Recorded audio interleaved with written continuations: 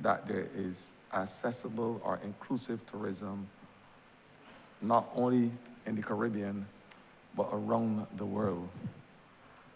I want to know, what is your ministry doing to ensure that persons with disabilities are given the opportunity to be part of this touristic drive, with reference to the access to Braille at hotels, the ability to have wheelchair access, rooms that are accessible for persons with disabilities, bathrooms, etc. I just want to know if your ministry is indeed aware, and what are you doing to ensure that we align with those agreements internationally that we sign on to, and in principle, based on our policy, aligns with our national trust to have an inclusive society. Thank you. Thank you, Honourable Member. Before I ask Ms. Lana Harewood to speak to us, who's the manager of the Product Quality Unit, I will offer a few words. As you are well aware, there is the provision for universal access. There are indeed a number of hotels in Barbados, in accordance with their brand standards, that must have accessible rooms. Accessible rooms also would include bathrooms and other facilities and amenities in order for those persons with disabilities to access the guest rooms. It is an established standard, like I said, with major hotels, especially those who are branded hotels across the world. In Barbados, we have some of those branded properties, and we also have properties in Barbados who have allocated a given number of rooms for universal access, or what we refer to as disability access. Those hotels predominantly will have rooms on the ground floor, and where possible, where there's an elevator, they would have them above ground. This is also one of the conditions that we are now preparing as we present the tourist accommodation bill, to ensure that a given percentage of rooms be allocated to or be made available for the disabled. This is something that is not unique to Barbados, and certainly hoteliers in Barbados, and I must commend them, they have allocated the appropriate number of rooms for access. And they also, I can tell you, when they're marketing the destination. Honourable Minister, you would need to either speak into the voice, the mic more. Oh, my apologies. Now, I was making the point that we have a number of rooms in Barbados allocated for universal access. Certainly, hoteliers in Barbados continue, whenever they build new infrastructure, adding new rooms, to add rooms for the disabled. As part of the tourist accommodation bill, we also made provision for a given number. Not that every hotel must make rooms available, but based on a ratio, we're seeking to build that into that legislation. There are also branded hotels on the island who, in accordance with their brand standards, must have a defined number of rooms available for the disabled. But what I would like to do now is to ask Ms. Lana Harewood, who's the manager of the Product Quality Unit, to further advance her comments on this particular matter. Ms. Harewood. Good afternoon. Thanks, Minister, for your question. As the Minister would have indicated, the new proposed tourist accommodation bill does make provision for universal access. It indicates that those accommodations that are built or renovated after the commencement of the Act shall be universally accessible. However, you should note that there is a provision for exemptions in the case where the topography of the land, for instance, doesn't merit that, or if it is a United Nations educational, scientific, cultural organization, World Heritage Site. So there's certain exemptions that, depending on the property, the layout of the property, they can ask for exemption, apply for an exemption through the minister, depending on the property itself. But provisions have been made for universal access in going forward. And what, just to follow up, and what that also means, Minister, that the regulations that would accompany the tourist accommodation bill will set out the ratio of rooms for universal access. Currently in Barbados, there are some hotels with maybe 100 rooms and they may allocate 5, 10 rooms. So it's not to say that we don't have rooms with universal access. We do have. But what we'll be setting out to do is within the tourist, within that, the bill to come, the tourist accommodation bill, will be to set out the minimum standards with respect to universal access. Thank you, Minister, and I'm sure that over 30,000 persons in Barbados who fall into this category will be looking forward for this bill and will be definitely supporting it when it does come to fruition. Thank you, and that's all I have to ask for this time.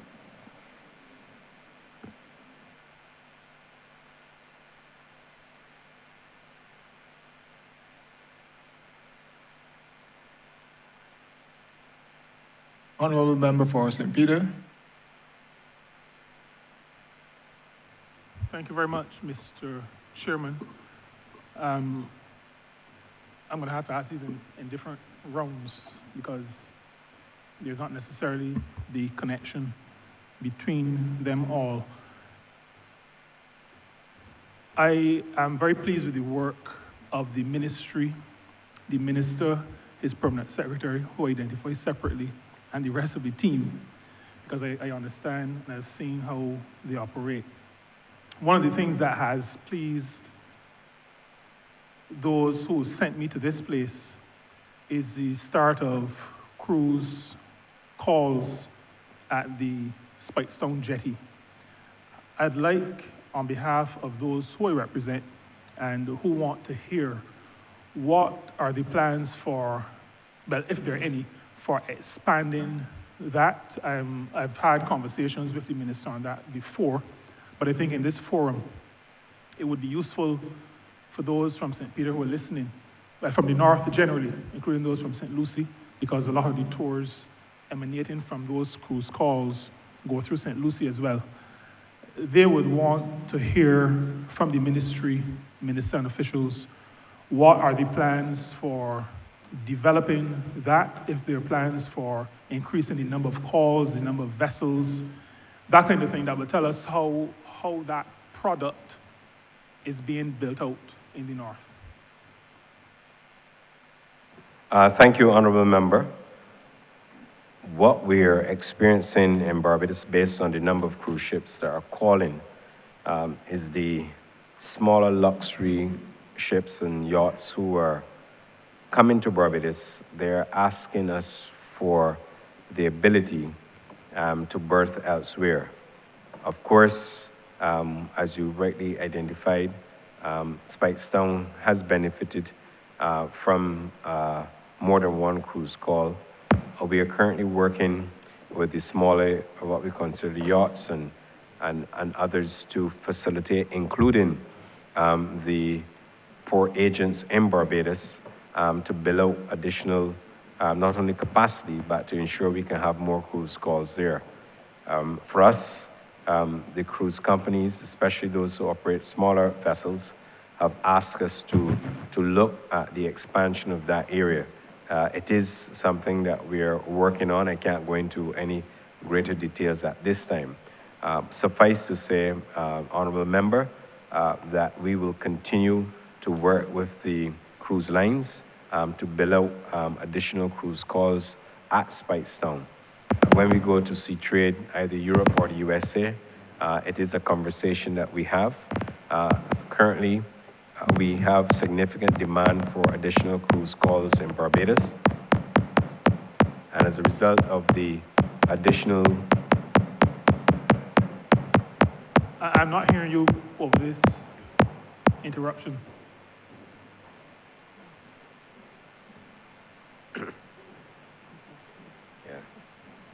So what I'm, sorry, prior to the interruption, was making the point that whenever we go to Sea Trade Europe or Sea Trade USA, we often get expressions of interest for smaller port facilities, and therefore we will continue to work with the port agents as well as the cruise lines to build out additional cruise call capacity for St. Peter. What I would like to do as well is to ask the CEO of the Barbados Port Inc., Mr. John Murray, to add additional comments with respect to the facility at Speightstown. But as you're well aware, Honourable Member, when you come into Speightstown, we have to do a tender arrangement. That is, a smaller vessel will go meet the cruise ship and obviously transport them. But the good thing about that, and based on the experience that we've had, is that when the vessels go in to Speightstown, we're creating opportunities for the area, for the community, and certainly for the residents. And as a result of that, I am aware that there are companies who've already built out tours for the St. Peter, Speightstown area, and certainly for the north of Barbados. I'll pause and I'll ask the CEO of the Barbados Port Inc., Mr. John Murray, to comment further. Not much more I can add to your comment, Minister. As you said, we will continue to discuss with the smaller cruise lines when we go on the tours of the possibility of using Speightstown. The agent is actively also working with us and the smaller cruise lines. They do not wish to be, some of them don't wish to be in the Bridgetown port with the mega ships, and they've indicated a preference for Speightstown. We have built out the 4 moorings at Speightstown. We've improved the jetty significantly. We have put all logistics in place. This season, there were to be 5 calls by the Honourable Sakara. 3 actually took place. 2 were canceled because of swell conditions. But we will continue to actively work to have more business to the north of the country. Thank you very much. A follow-up, Mr. Chair. You spoke about the jetty, and I must say that we continue to be very happy about the work that the Barbados Port Inc. did to ensure that we had a refurbished jetty. A question I want to ask based on that, and based on something I heard the Honourable Minister say, are there any facilities that the cruise operators are asking for in Speightstown that we do not currently have? I'm asking that obviously because I have a substantial amount of interest as a Member of Parliament, so that if there is need to lobby in any quarter, I'd like to know up front. So are there any facilities that the liners would like to have? I know you have, I think, 2 moorings. My recollection, you have 4, or you are going to have 4. I thought that there were still some others to be placed. But outside of moorings, you can comment on the moorings, but outside of the moorings, any other facilities that the cruise operators are asking for? Thank you, Minister. I'm not aware. I know oftentimes cruise ships don't like the tender arrangement, but in the case where we've had the calls, especially from the smaller vessels, they have not presented that to us as a difficulty. The difficulty becomes when there's significant sea swells in the area, and therefore the passengers are unable to to get to shore, or they would prefer not to have them use the tender to come to shore. But I'll ask the CEO of the Barbados Port Inc. if he's aware of any other such facilities that the cruise operators are asking for that we currently don't have. Mr. John Murray? Thank you, Minister. No, I'm not aware. No additional requests have come to the port. We do have 2 moorings there, and which are quite adequate. But as demand develops, we are willing to add more. But no additional requests have come from the cruise lines or its agent. We will, however, based on your question, raise the matter with the cruise agent. Thank you very much, Mr. Chair. I'll ask my next question in the next round.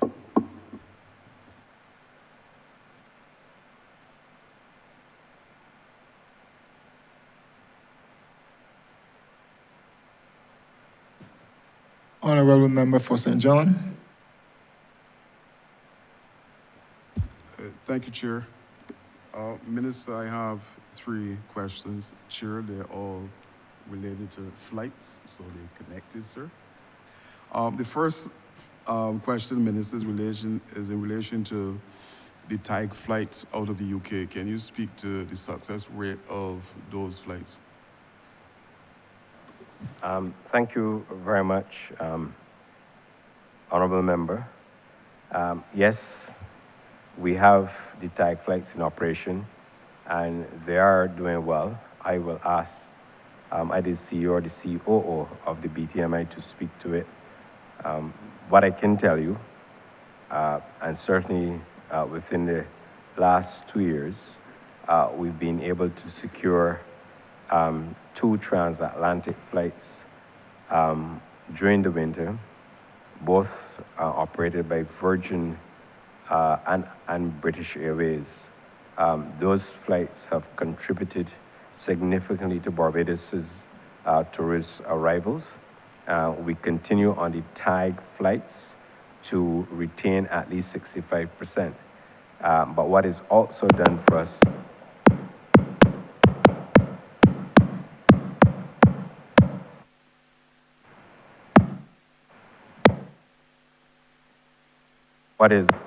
what those flights have also done for us is has allowed us to bring even more visitors from the UK to Barbados. In fact, it's the first time in the history of Barbados that we would have had 2 transatlantic flights coming to Barbados in the winter season. And we are going to build on that. We are currently in discussions to see if we can increase the number of flights coming out to the United Kingdom. And therefore, in this case, where Virgin has the TAG flights onto St. Vincent and Grenada, we are very pleased that we were able to secure those, and we maintain at least 65% of the seats on the TAG flight. And now, let me also make the point that based on the 2 flights that come in daily into Barbados during the winter, that they're not both TAG flights, only one that comes into Barbados will be TAG. I'll ask the CEO and the CEO if they wish to comment as well on the TAG flights. CEO? Thank you, Minister. The only thing I would also add to the issue with the TAG flights, yes, Barbados still maintains about 65% of that load, but also it creates the opportunity for additional capacity within the Caribbean, as these services are allowed to sell between Barbados, Grenada, Barbados, St. Vincent. So it does increase our seat capacity for intra-Caribbean travel as well, which is also contributing to the growth of the Caribbean market as well.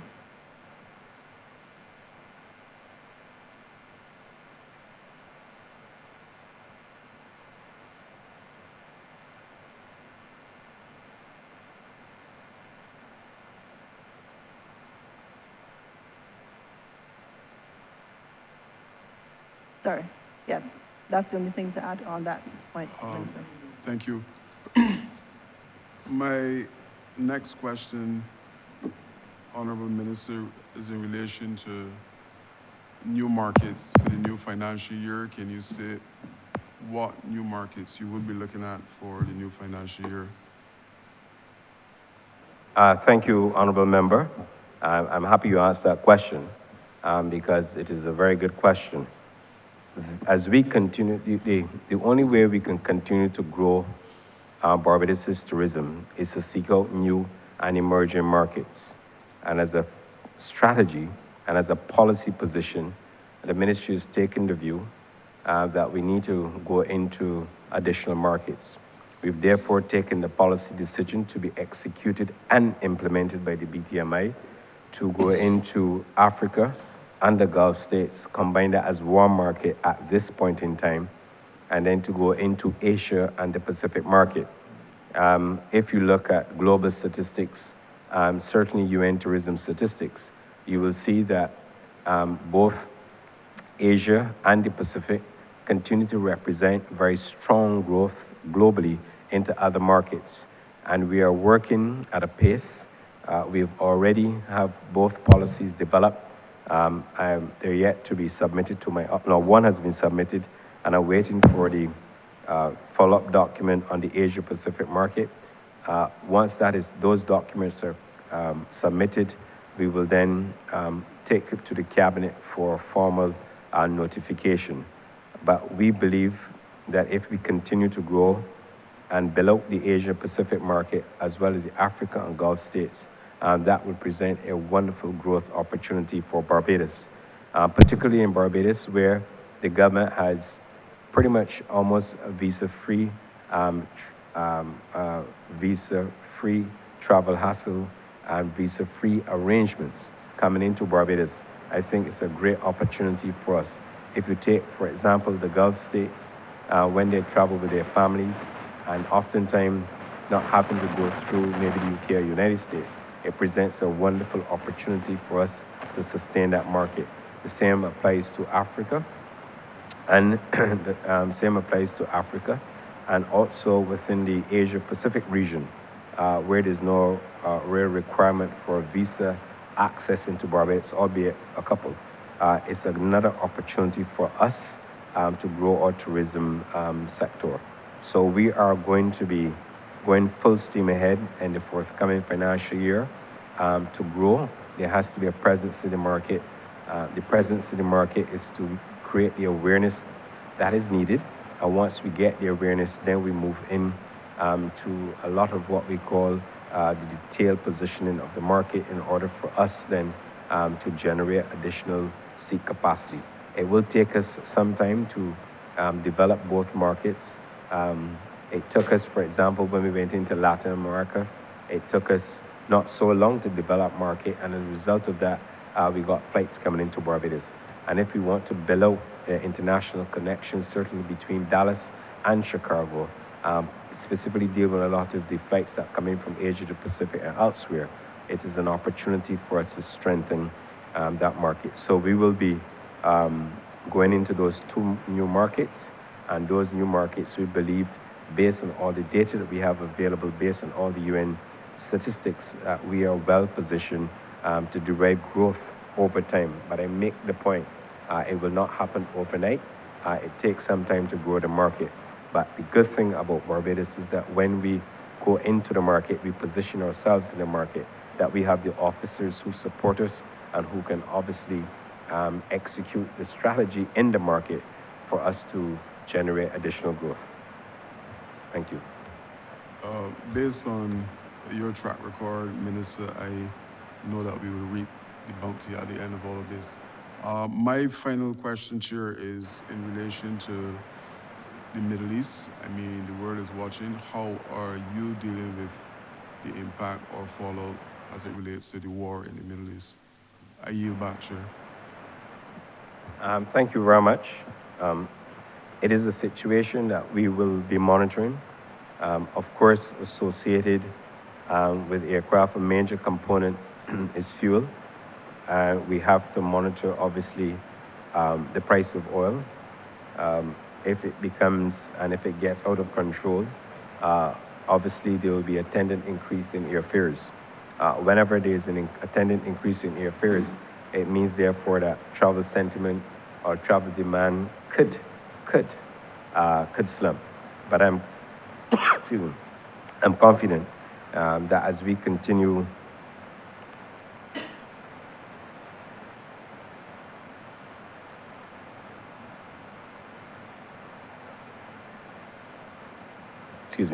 but I'm confident as we continue to monitor the situation that we will, of course, position ourselves to ensure that we have minimal impact from any potential disruption. The Caribbean remains a very safe place, and I think it's also an opportunity for the Caribbean, once we position ourselves well, to benefit, not because of what's happening in the Middle East, but also an opportunity for us to increase passenger traffic that would have otherwise gone to other destinations. Thank you.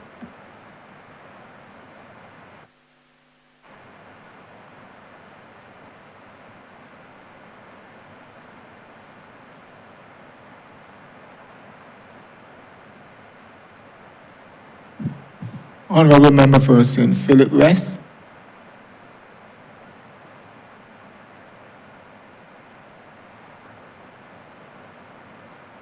Honourable Member for Christchurch West. Thank you very much, Mr. Chairman.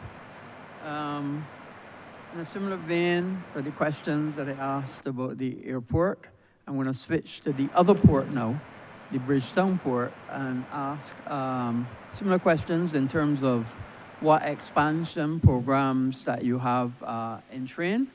Of course, we heard clearly and we've seen the expansion in the number of cruise ships that are coming to Barbados. We've also seen the berth 6, and we'd want to discuss all things related to the port, as well as the repairs to the fishing complex, as all things related to the port. But let's start with the, I think we should start really with the repairs to the fishing complex. What progress have you made there, and when do you expect completion so that we could have that facility ready for fishermen again?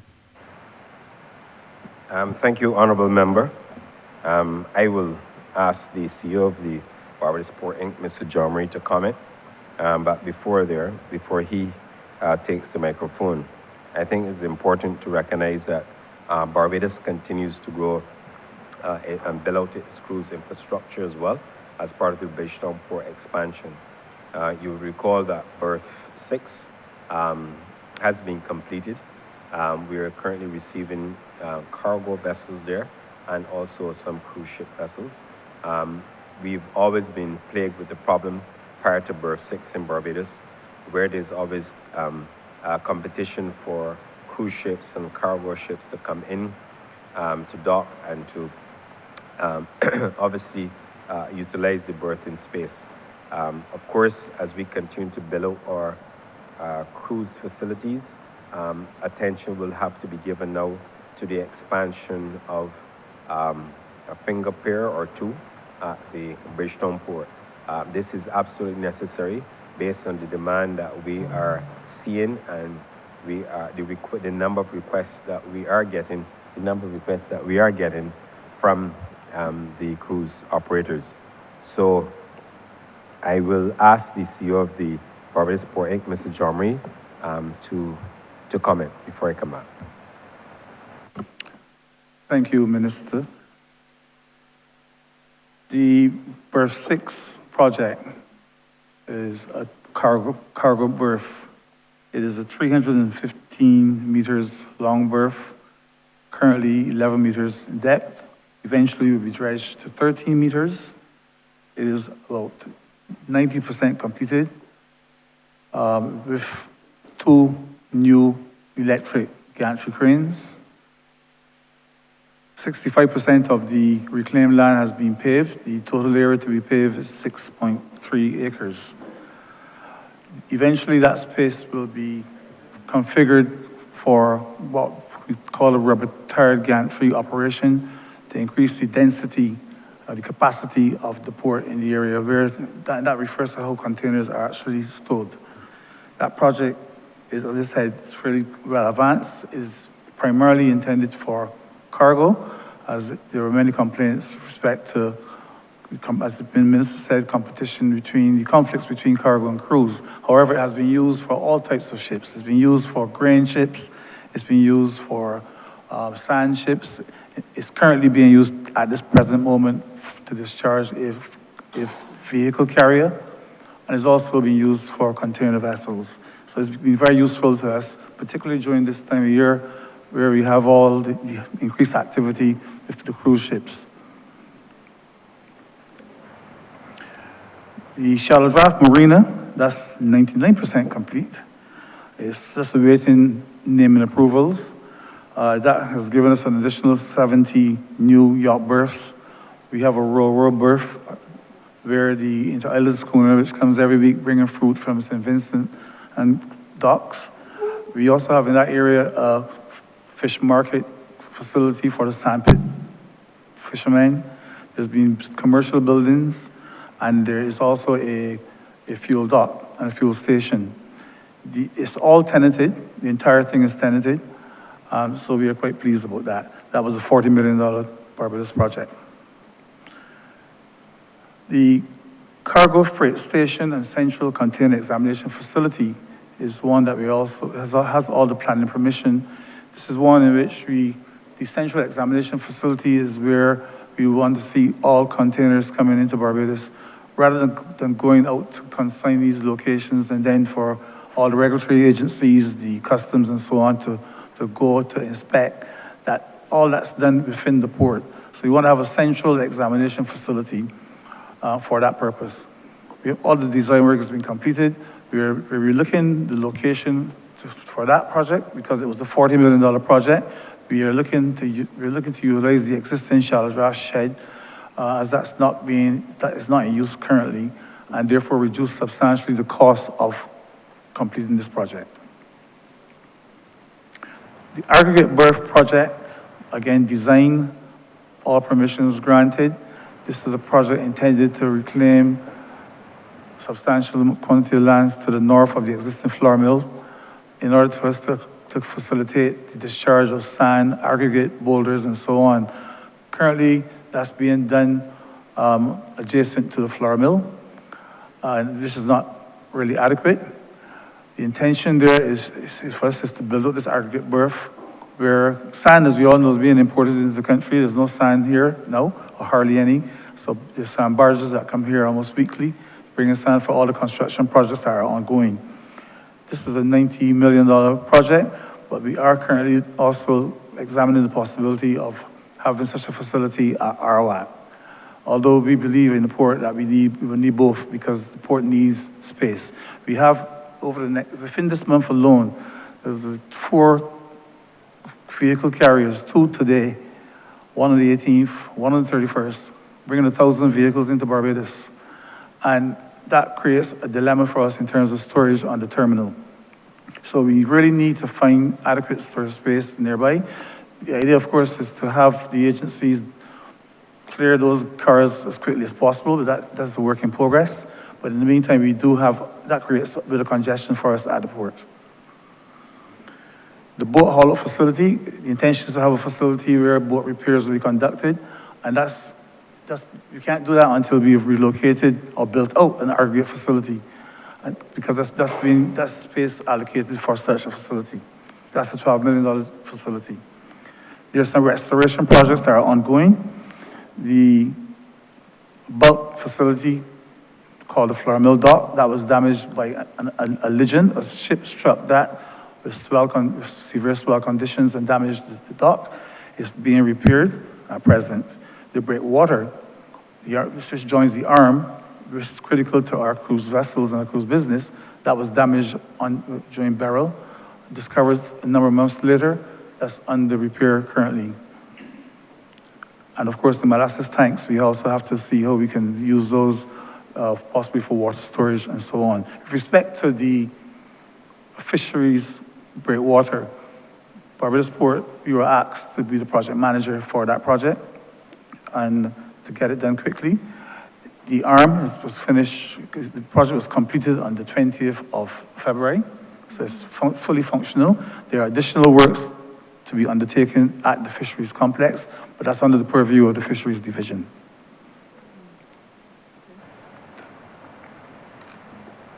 Thank you, Mr. John Marie, for that extensive list. However, it didn't really tell me a little bit about how far along you are, especially with the aggregate berth, because you would appreciate that the aggregate berth is critical to the development of all of Barbados, to be able to get aggregate landed safely and appropriately. And I do agree with you, it's not appropriate to have it have sand landing next to the flour mill. So have you actually awarded a contract? Are you in the process of going out to tender? How will it be paid? Do you have any information as to that side of things? Mr. David Jomri. The aggregate berth has been designed working with a single contractor, single source here in Barbados. The problem is not with its current configuration and the volumes of aggregate being protected to pass through the facility, it is not financially feasible. So we're still exploring ways and means of how we can build out the berth. Part of the problem is that it needs an arm to protect the port from all the swell activity that takes place. That arm is about 40% of the cost of the project. So we're still working with the developers, potential developers. We've had different entities come to us. We work with potential developers to see how we can come up with a project that is viable. But as I said earlier, in the meantime, we're also exploring RWAC as an option for such a facility. And the last question, in the same way that the airport is making a better facility for the passengers, can you expand on what you're going to do at the seaport to make it better for those cruise terminal passengers? Right now, the terminal is a retrofit. Are you are prepared to build a purpose-built kind of terminal to receive people who are passengers coming through the terminal?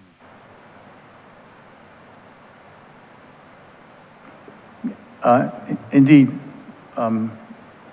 we have been examining a few options with respect to building other cruise facilities. We have enhanced, in terms of the existing facilities, we've enhanced the home port terminal. So we have a luxury section there for home port passengers. We continue to work on improving the existing terminal, and it actually works. But we want to move towards separating cargo from cruise, and we are indeed having a discussion with the cruise lines, the major cruise lines, MSC, Royal Caribbean, Carnival, to see how they can participate as investors in the build-out of a purpose-built facility to the south of the existing terminal. The current configuration that we're looking at is reclamation of 5 acres of land, 1 pier initially, and a terminal. So we continue to have those conversations with the cruise lines and other entities have expressed an interest to see how we can accelerate coming up with a plan as quickly as possible to be able to build out facilities for the cruise passengers. Thank you very much, Minister and Mr. Montgomery. Clearly, these are very, very important areas necessary for the development of this country. And I salute you, Minister, and continue to work on these as we continue to build out Barbados and make it better. Mr. Chairman, I yield back to you. Thank you, Honourable Member. Honourable Member for St. Michael Central. Thank you, Mr. Chair. Good afternoon. I want to start off first by joining my colleagues and saying congratulations to the Ministry for doing such excellent work. The Ministry of Tourism has a personal touch to my life because it's what fed me, it's what got me through school and early stages. So I do have a personal appreciation for what the ministry does and what tourism does for this country. My question is on behalf of course, the constituents of St. Michael Central. I would have posed this question to the Minister of Housing in relation to the Glenderry prison, and he did inform me that it has been recently handed over to BTMI. So therefore, I'm asking the ministry, what plans do you have? And I did hear briefly, there's plans for a museum, but I would like some more detail in terms of timelines, exactly what we're looking at, you know, if there are going to be any job opportunities for my constituents. That type of information is what I'd be looking for. Thank you. Thank you very much, Honourable Member. I believe it's not the BTMI, but the BTII. And there's a difference in terms, the BTMI is the promotional marketing, as you know, and the BTII is the one who does a lot of the investment programs. So I believe that that question would best be answered by the BTII. It doesn't form part of my portfolio responsibilities. It falls under, I believe, public and private sector investment. The ministry is responsible for public and private sector investment. Suffice it to say, it's always heartening to hear people who've come through and been a product, not only because of assistance or otherwise from the tourism sector, but it's a story that we share and we share constantly. And I'm always very happy and pleased when others share the story I do support an opportunity for the Glengarry prison to form part of an attraction in Barbados. It certainly will not only benefit your constituents in terms of opportunities not only for direct employment, but also for entrepreneurial initiatives and other avenues that they will wish to pursue on an entrepreneurial basis. But I also believe as we continue to build our attractions in Barbados, that could be a very good attraction for all and add to the attractions listing.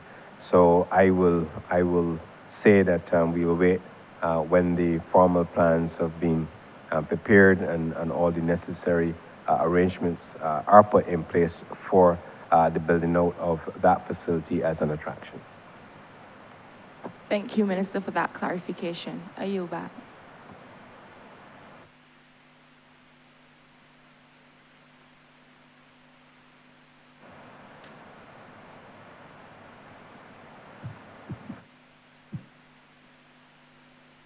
Honourable Member for St. James Central. Thank you. Thank you, Mr. Chairman. Honourable Minister, let me begin by adding my own voice of congratulations to you and your team for the very excellent work that is being done. Minister, I concede that I try not to involve myself in questioning those ministers who fall under that grouping that is called the productive sector, for which I have some degree of responsibility. But I do feel that I should give you the opportunity to speak a little bit at a policy level on a few things. Two things, really. The first one is the question of the carrying capacity of this country with respect to the substantial projected number of tourists that are likely to be coming here long stay. Obviously, the investments that we are making, and there are several of them, both ongoing now and still to be unfolded, will lead to more and more tourists coming on island. So I feel that in the context of the increased number of visitors, I would like to hear from you what your thinking is in terms of the carrying capacity of the country. And perhaps as you do so, it would be a good thing if you would be so good as to speak a little bit to the Barbados Hilton, which is obviously, I suppose you could describe it as the government's investment, the government's flagship, and the capacity of the Hilton itself, and whether or not that is a property that is in need of expansion. Thank you very much, Honourable Member. The Permanent Secretary has done a lot of work with respect of the carrying capacity. And as you know, my style is to always give those officers who work with me an opportunity to speak and speak freely and frankly. Of course, I do agree and take the point that Barbados must always be in a position to ensure that we have the carrying capacity to support the number of projects, particularly those within the hospitality sector that we have coming on board. We've gone on record before is making the point that we will have, by 2031, at least 1,600 hotel rooms coming on stream. When you have that volume of rooms coming on stream, it also speaks to, can we accommodate them and what are the resources that we have to do so? Let's take the approach from the Grand Liams International Airport. The government has committed to spending $120 million on an airport expansion project. That project is intended to ensure that we can not only service the increased number of passengers that we have coming into Barbados, but that we can also facilitate their through the airport in such a manner that will not necessarily cause passenger discomfort and certainly customer complaints.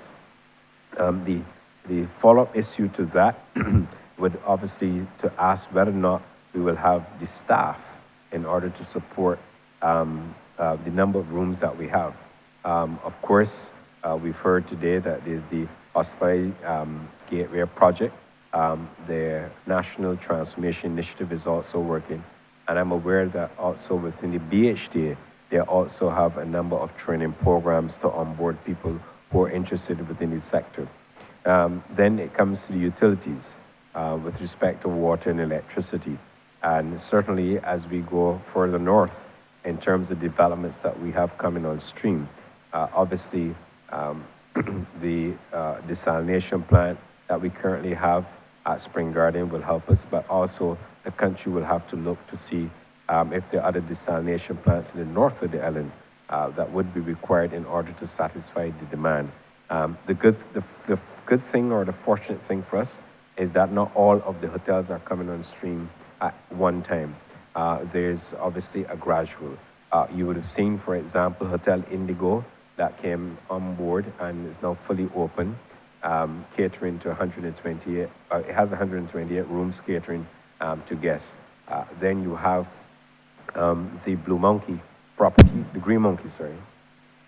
Blue Monkey, yeah, mixer, the Blue Monkey property coming on stream. They will have 28 suites, and then we'll have the Royalton property coming on stream with over 200 rooms in June. It does not present any pressure in terms of utilities at this stage, but because of the planning that we have in place, I do not foresee that we will have any significant challenges with Barbados's carrying capacity with respect to the infrastructure and also the resources and utilities needed to ensure that we have those additional rooms on island. It's a good thing and a good success story for a country that is dependent on tourism to see the number of new hotel investments coming on stream. We have, when I last looked at the investment table, you're looking at approximately over $1 billion Barbados dollars in investment within the plant.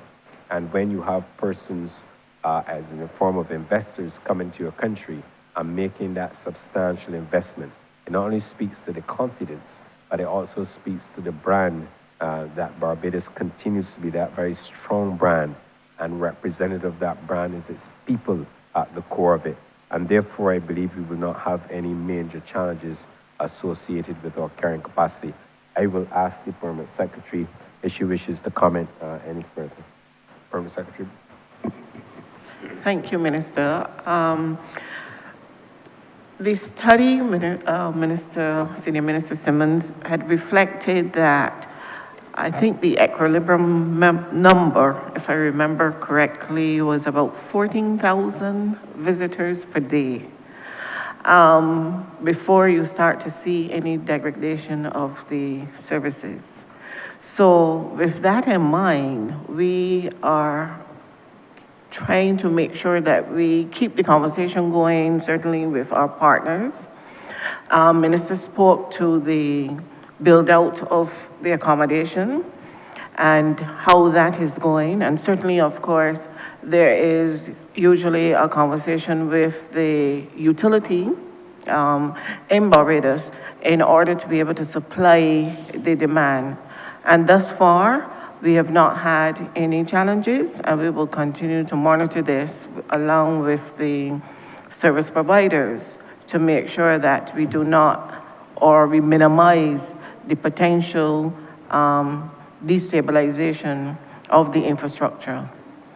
So, and if I may follow up, sorry, your question with respect to the Barbados Hilton? Mm-hmm. Right. Of course, we do have capacity. I will ask Ms. Debbie Hughes to also speak on the matter of the Barbados Hilton. But what I can tell you, that the Hilton is performing extremely well. But Ms. Hughes will certainly give you more details. What I can also tell you and tell Barbados, that the Hilton is debt-free. Debt-free. And that is a wonderful accomplishment for a country. You recall it's the Barbados Labour Party administration that imploded it, and there was a lot of comment and controversy at the time. But having done so, having rebuilt the property, having the property perform as well as it has done, and to the shareholders' credit, the property is now debt-free. And if I am not mistaken, the last property valuation that I'm aware of is that the Hilton is valued in excess of $240 million, Barbados dollars. So I think that's a wonderful accomplishment, not only for this Barbados Labour Party government, but for the people of Barbados. And yes, we need further expansion there. And when you have a property that's debt-free, you have a number of opportunities that you can leverage the asset in order to grow capacity there. Based on the occupancy rates, I'm sure that they will like to have some additional rooms. But I'll ask Ms. Debbie Hughes, CEO of Needham's Points Holding Limited, to comment further. Ms. Hughes? Thank you, Minister. Deborah Hughes, CEO of Needham's Point Holdings Limited. With respect to the Hilton Barbados Resort, which is our chief source of revenue at MPHL, since COVID, the hotel has performed extremely well. We actually went from a position of loss in 2022 to a very good profit in 2025. Our revenues have increased over that same period by 108%. Our occupancy is 81 or so percent, which is, in our competitive set, is probably the best of similar hotels that we compare ourselves to. And our ADR has increased by 41%. So we have seen, we don't have any debt. Our board took the decision to retire our debt early, which has resulted in interest saving of about $3.5 million. So we are now in a position to use that cash flow to start to improve the public areas of the hotel. As you may appreciate, the hotel is about 20 years old, and we've already done all of the guest rooms. We've also, last year through to this year, we did a complete refurbishment of the ballroom and meeting rooms, but areas like the lobby and the pool deck and the Lighthouse restaurant, they're all slated for refurbishment over the next year or two.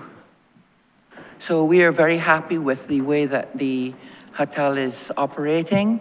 I should take this opportunity, I think, to congratulate the revenue management and marketing team at the hotel. I think they're doing an excellent job. And if I'm not mistaken, I believe it was the first time in the history of the Hilton that they paid a dividend, but I stand corrected if I'm wrong. I believe that you are right, Minister, and I too would want to lend some words of congratulations to your team, especially those at Needham's Point, for taking the hotel to this obvious point of successful performance. And with respect then to the question of the carrying capacity, P.S., I think you're on the right track. There have been places in the world, not the least of which that come to mind, Barcelona, and I believe also Italy. A couple of the Italian cities have had a phenomenon which has come to be known as over-tourism. And we have to be mindful not only of the hotel investment, but also the shared accommodation sector, because there came a time in both of those parts of the world where the so-called shared accommodation, Airbnb and Vrbo, etc., then started to compete with the available rental pool in the country. And then that starts an us versus them kind of thing, which we have to be careful that we plan around. Mr. Chairman, if I could just ask one last question then, because I think I was allowed 3, and depending on how you count, I've had 1 or 2. But my question really simply would be this. This is really now, Minister, on the question of what is the seasonality, or has been seen as the curse of seasonality in our tourism sector.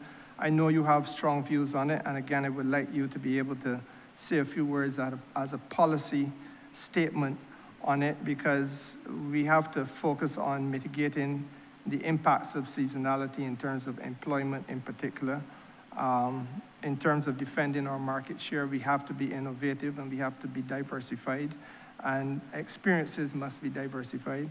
And so therefore, what I'm inviting you to speak to really is the question of the role of product development and the need that you may see for there to be policy intervention in order to ensure that we continue to revise and to improve upon the product that Barbados offers.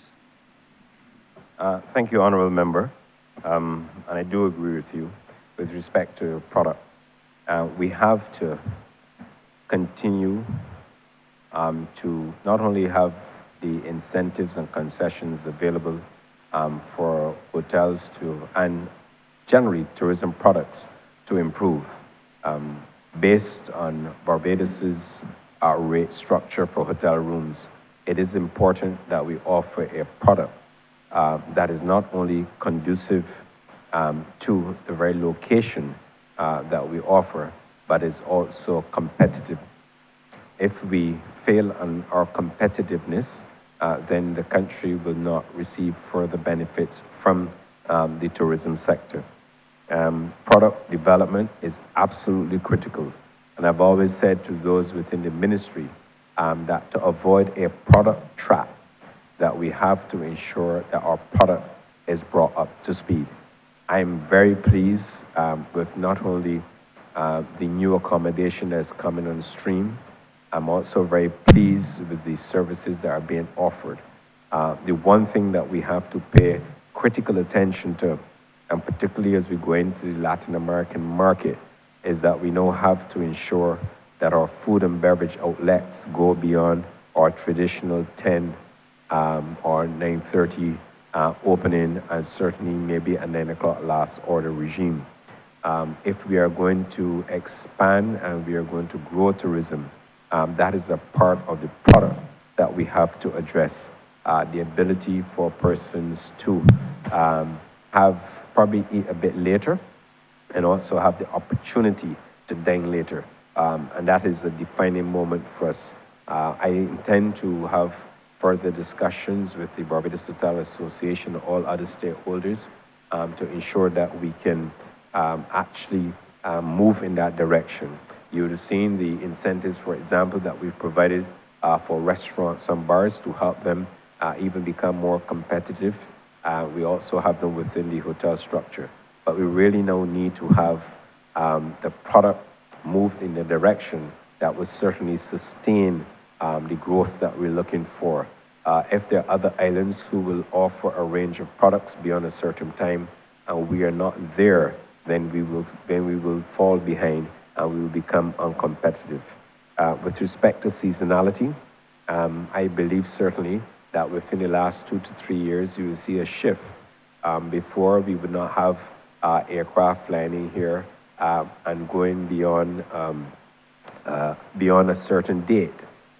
There was once a view held that the tourism season ended April 15th. I'm pleased to report that we have seen now, based on the evidence coming forward in the data, that there's a shift. We will work to build out our seasonality. Of course, September and October, those 2 months remain a challenge. And of course, because oftentimes we are regrettably in a hurricane season, that there's some of the operators who will be hesitant in selling Barbados. But I believe that we are gradually turning the corner, and that is why the new market and new emerging market initiatives that we're pursuing, I believe, would help us. For example, in the Gulf, it is very, very hot during the summer, certainly hotter than Barbados, and they go elsewhere to vacation. If we can get some of those persons to visit Barbados, and they will come for multiple reasons, that will be a plus for destination Barbados. The same thing applies to other countries where climatic conditions are opposite to us, where we can yield them here. And as long as we can continue with our emerging market strategy, and as long as we can pursue the appropriate policy responses to ensure that we have product development, then I think the issue of seasonality would be even further reduced. But as Minister, I'm pleased to say that the direction that we're going in, I think we've seen and we've made remarkable strides in respect of reducing seasonality in Barbados. And it is a team effort, and we will continue to build on that. Thank you.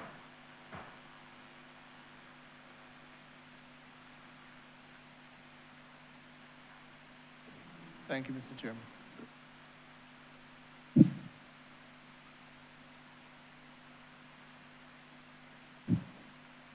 Thank you. Honourable Member for St. Michael. Angel? Thank you, Chair.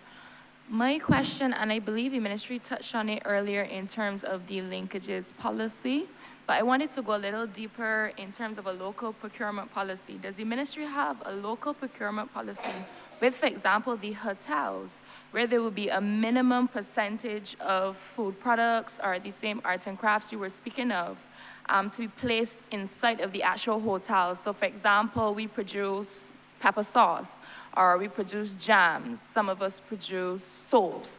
Are these items, is there a minimum percentage where these items can be placed in the hotels, especially the new ones that are now being built? I'll ask the Permanent Secretary to comment as well, but we don't currently have that policy position in place. It would have to start with what I refer to as moral suasion, working with the hoteliers.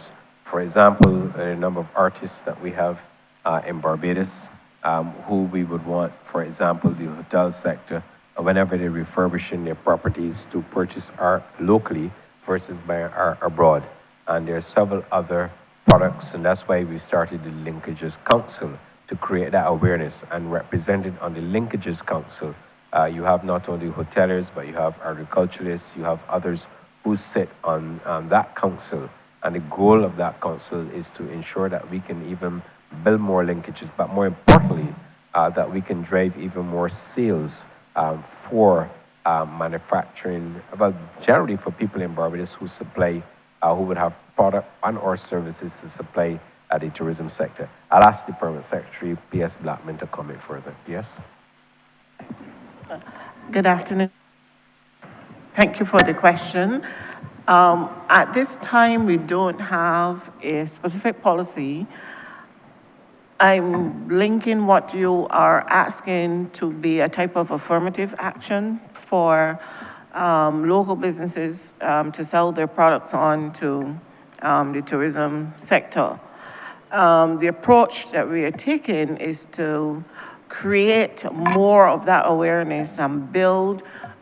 My colleague this morning spoke about the marketplace, to allow for the matching of demand and supply where that awareness is built, so that our hoteliers would be aware of what is on the ground and who can supply and the quality. So that is the approach that we are taking, and we are anticipating that through that work, we will be able to create more demand and be able to sell more of our local products to the hoteliers. And not only just in terms of selling, but be able to take some of the iconic images, for instance, that we have in Barbados, and have them linked to some of the merchandising that can be sold that represents Barbados, so that, again, it helps us to retain more revenue. So that is the thinking of the ministry, and that is what the council will be looking at as we try to advance that policy. Mm-hmm.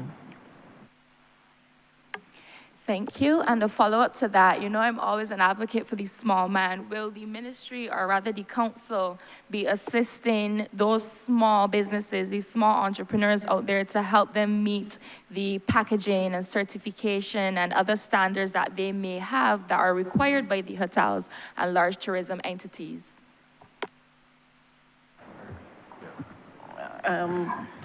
That work will be executed through the Commerce Minister. Senior Minister Simmons pointed to himself. He has a number of agencies, including the Barbados National Standards, that could help in building out the standards for the sector ones.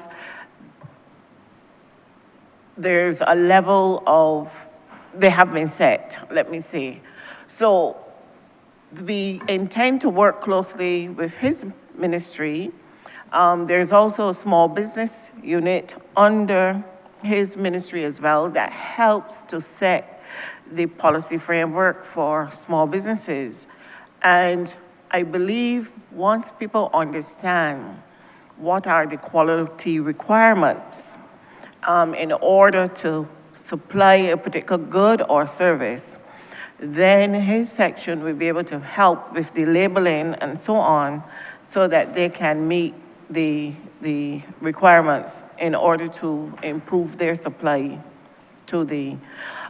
Let me say that our interaction, certainly with the hoteliers and so on, there is not an aversion to having small businesses sell on their products to the hoteliers, but quality obviously must be paramount, and I believe there is a significant role. We do know that BNSI, Barbados National Standards Quality, does have a program in place to support entrepreneurs or small business people be able to develop the relevant labeling and to meet the quality standards so that their products can not only be sold locally, but also can be sold internationally and regionally. So that's again, the mode, the approach that we will take in the ministry to be able to assist the small businesses, because it's not exactly our mandate, but working closely with the Ministry of Small Business, the Ministry of Commerce, the Barbados National Standards, and so on, to be able to work along to push that remit. Thank you. Ayuba.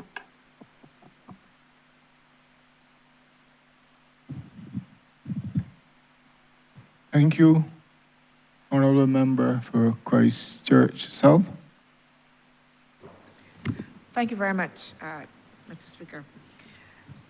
Minister, I know that today there's been a lot of discussion around how we ensure that stakeholders feel very involved in tourism. Stakeholders, ordinary Barbadians.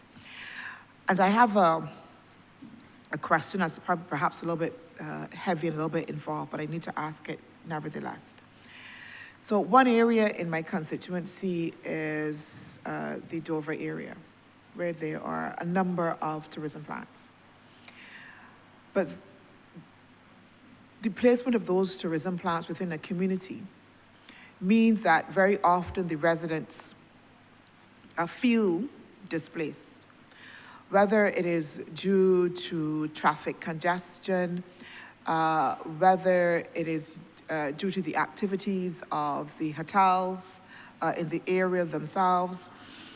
But the placement of hotel plants in and around communities means that there has to be mechanisms that ensure that we have kind of a symbiotic kind of relationship so that Barbadians don't feel that they then become second-class people within their own neighborhoods.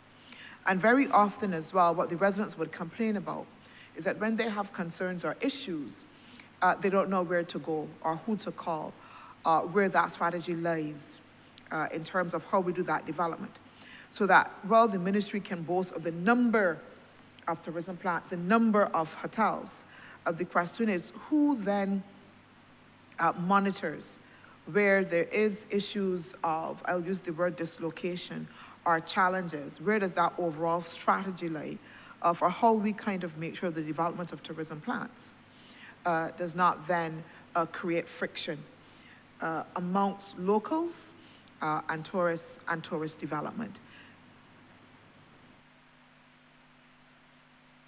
Honourable Member, first of all, the placement of hotels within communities is something that has long been, I think, a feature of the Barbadian landscape. Certainly the planning department and with the new planning department regulations and so on, I think even greater attention now will be paid to where hotel plants are placed in the communities, what certainly is required of hotel plants when they go into communities.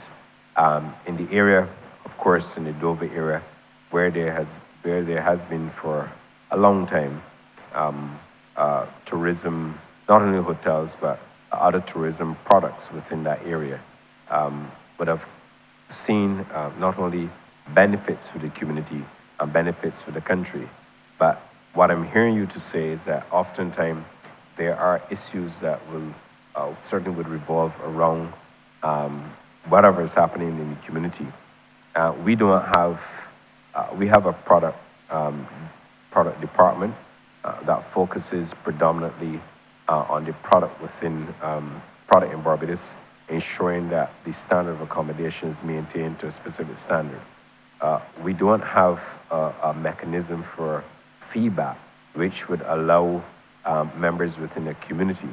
I believe that I was trying to remember the name of the unit.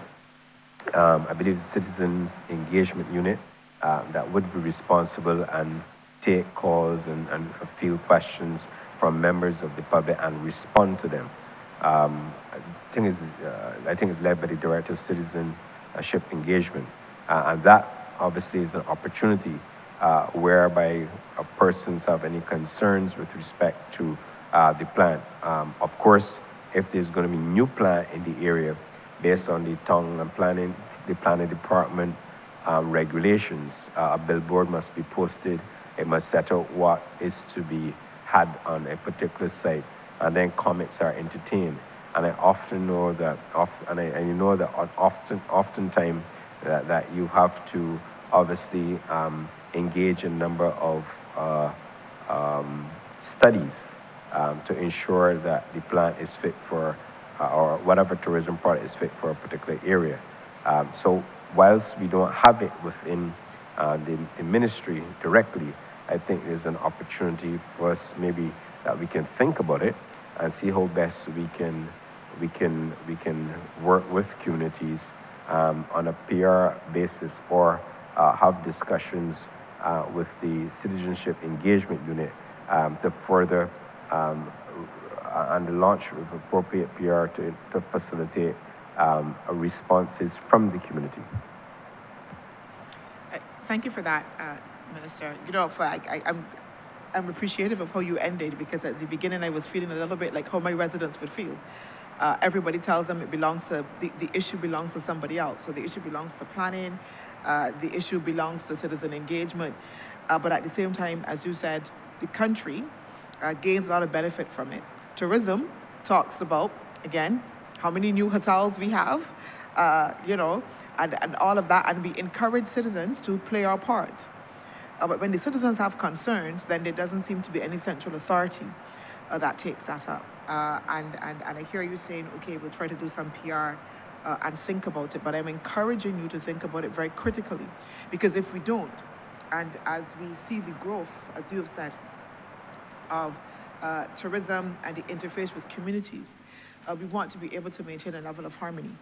And somebody has to be able to be keeping an eye on that. Somebody has to be responsible for how we maintain that harmony, so that Barbadians themselves, again, feel that they are not only the ones to smile and serve, but that they are not dislocated within their communities, yeah?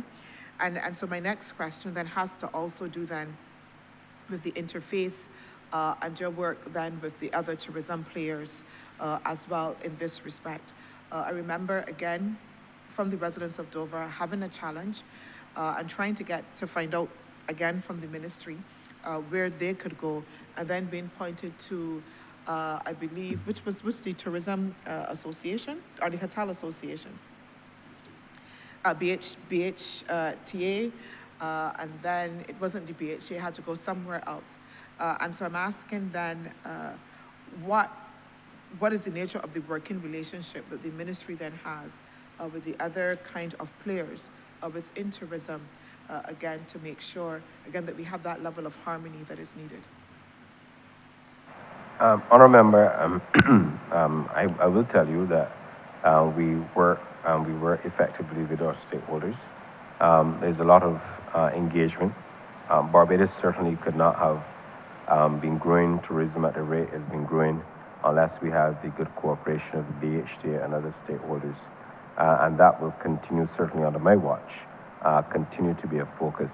Of course, like most people, I believe in the orderly development of Barbados as a country, and therefore any opportunities for us to advance the work of the Ministry of Tourism along with stakeholders, I think will, of course, redound to the benefit of Barbados. Working relationships, it depends on the level. I'm aware that, for example, if they're not necessarily, I wouldn't refer to them as a neighborhood watch or neighborhood watches, but what I would refer to them if they're communities and there are any issues relating to either developments regarding a tourism product or existing tourism product, that if the Ministry of Tourism is contacted, that we wouldn't have any difficulty bringing the players together to sit down and to discuss. Once it remains within the portfolio, I also have to be mindful as a government minister not to cross portfolios and not to cross ministerial boundaries. And it's something that whenever I go to work and we have to discuss or make decisions, that is the first thing that follows my mind. One, orderly development of the country, and secondly, avoiding the crossing of ministerial lines. But I also say that in working with the BHDA, we do work with them very closely. They are very responsive. I've found them to be very, very responsive. And if there are issues and concerns, then we are very happy to work with you and to resolve them. Because it seems as though that what you're asking for is a conduit to work with communities relating to matters of tourism within communities. The Prime Secretary wants to add a few words. Recently, Minister did make a reference to the Citizens Engagement Unit that has been established. And I believe that was done to be able to provide that conduit for all ministries to be able to respond to citizens who may have a challenge, be it tourism or any other matter. Recently, there was the launch of the Pearly app that would allow, again, citizens who may have challenges, whether it is water or whether it is a problem with respect to tourism, to be able to post the particular concern there, and it is then dispersed to the particular ministry or stakeholder who has the best opportunity to provide a response or an answer to address the concern that is raised. So the ministry does have an officer identified to be able to respond. There are times when matters may reach the Barbados Tourism Marketing Inc. that would require a particular response, and we work with our stakeholders, whether it is IHB or whether it is the BHTA, to be able to resolve those matters. But we certainly hear you from the larger community, citizen-wide basis, and certainly we would utilize that framework, that infrastructure that has been set up, the Pearly app, and certainly the Citizens Engagement Unit to be able to address matters at a wider basis. But if there are things that you recognize at this point that we need to have a one-on-one, we can certainly raise that with the ministry, and we will seek then to see how best we can resolve the situation. Thank you so very much. And I know that the residents of Dover, who inundate my phone daily with calls and concerns, would be happy to hear that. I think finally, just my final question through you, Chair. This has to do, I guess, from the tourist aspect and the tourist experience. So outside of the exit surveys, how does the ministry monitor the tourist experience? On a day-to-day and their interaction, again, within communities. And again, I go from that area in Dover, right? So I hear the citizens' concerns, but I also know the tourists' concerns as well. So whether it is with crime, whether it is with unlighted areas, whether it is with the times of entertainment within the area or lack thereof, I also get those queries and concerns that come. And again, the question is always then, who is the channel or who is the conduit? So of course we say, go back to your hotel and tell your hotel. And again, because of the ministry that I was in, we had before with culture, during Carifesta, we would have brought large delegations here. And then the question was, all of the concerns then came to us. And then it was always, so they go to the hotel, but is the ministry then aware, or BTMI, whoever is responsible, I don't know. And I just wanted to just understand a little bit of how, who does that, who monitors that, again, so that then we can be responsive to how we refine what we offer. Thank you, Honourable Member. What I will do is ask Marsha Aline, the BTMI's Chief Product Officer, to come to the microphone. She's been working not only with communities, she's also been working with the Barbados Police Service regarding a number of issues. Whenever we have challenges with customers, with visitors in Barbados, Aline is the person who leads her team with the responses. So if Marsha Aline's in her place, I'll ask Ms. Aline to take the microphone.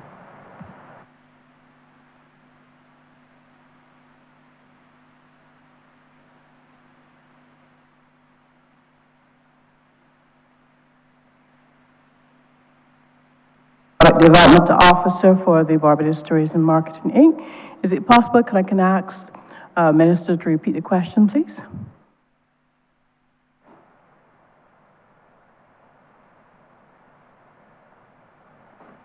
Sorry, the question was on managing the customer experience. Yes, if you, and obviously the role of your division in terms of dealing not only with customer issues, but also dealing with issues within the community. Certainly. So the customer experience team are the first point of entries, both for the seaport and the airport, when persons come into the island. And they ferret a number of queries as it relates to accommodation, attractions, places to stay, they run the gamut in terms of what kind of responses guests actually need. From a guest experiences perspective, we deal with a number of critical incidences that happen with our guests that come to stay on the island, whether it be a drowning, an unfortunate instance such as, death in the family. Sometimes there are robberies, there are different things that happen with our guests from time to time, and our team intercede, whether it would be connecting them with a counselor if that is needed, or interceding in terms of medical attention, working with the hospitals, working with the clinics, working with different agencies to help give them the kind of support and assistance that they need from time to time. And these, of course, these incidents happen very late in the mornings, early in the mornings, on weekends, on bank holidays, but our team, definitely does support our visitors who find themselves in some unfortunate situations and circumstances.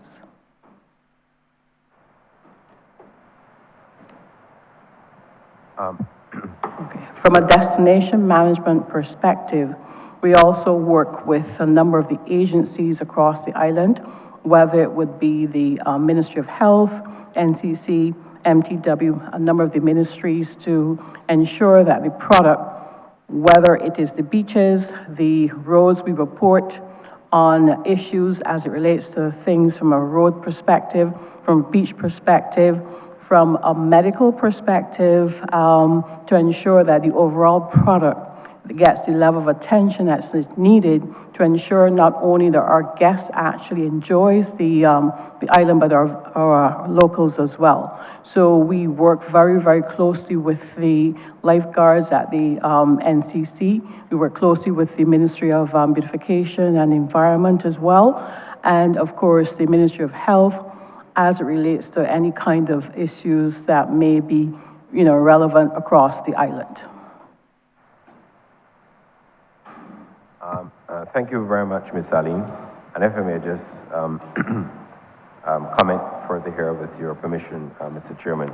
I believe, obviously, there are some issues within your the area of Christchurch South, Honourable Member, and I believe what would be an appropriate a response would be to sit with you and have the relevant ministry officials present to go through some of the issues, because I suspect that these issues are concentrated within a particular area, and if they are concentrated in a particular area where I, as a minister responsible for tourism, international transport, can intervene along with the stakeholders, including the BHD, to see if we can bring, certainly get some resolution to some of the challenges that may be confronting your area. I sense that is what I'm hearing, so I'm going to put that as an offer from our side, so we can have some interactions with those concerned. Thank you very much for that, Minister, and I will convey that again to the residents of Dover, and I am sure that I will tell you that they will be taking you up on that offer very fully and in short order. Thank you. Mr. Chair, I rest. And if I may also add to, I know there's you didn't put it on the table, but I know there's the issue with speed at which sometimes traffic will go through the St. Lawrence Gap area, and I've reached out to the minister responsible to ask him if we can have some speed humps in the St. Lawrence Gap area, and the reason for this is not only because of the locals as well, because the people who drive through, locals, a lot of locals who drive through there, but we also have tourists who traverse the area, and we will work with the Ministry of Transport and Works to see how best we can improve, obviously, and ensure that we have speed humps located within the St. Lawrence Gap to slow down the traffic going through that area as well, for the safety of all. Thank you, Mr. Chair, through you. I second that completely. And I'm glad that the Ministry of Tourism then will take up that mediating role on the behalf of the residents for Dover and St. Lawrence. Thank you. Thank you, Honourable Member for St. Peter. Thank you very much, Mr. Chair. There is a sub-program, and this has to do with transfers to other organizations. There's a transfer to the Barbados National Trust. You know, I have a little bit of a passion for heritage and would like the ministry to elaborate with respect. Well, I know you don't have direct responsibility for the organization. What it is that you're supporting, what it is that they're delivering, what is the expectation with respect to the work of the Barbados National Trust and how it impacts the development of our tourism in the country. Thank you, Honourable Member. The transfer supports the administrative operations, the Barbados the Barbados National Trust, and we, over time, have been supporting the initiatives of the National Trust. It is important that we do so because as we continue to focus on heritage tourism, they have a significant and leading role to play in this respect. I will also ask Ms. Jacqueline Pollard, who is the Chief Tourism Development Officer, to comment on this particular matter. Ms. Pollard.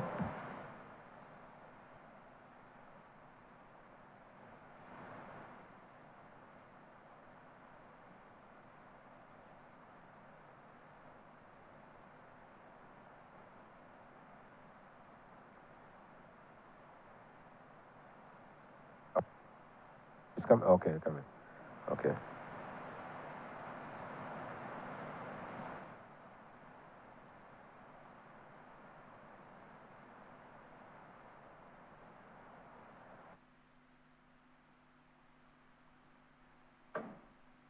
Good afternoon, everyone.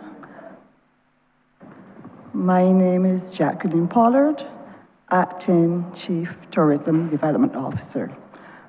With reference to your question, Minister, the National Trust has been for many, many years, even before it came to tourism, have been getting this annual subvention to assist, as you rightly said, with the administrative costs of running the organization. Because as we all are well aware, is that it is an non-governmental organization.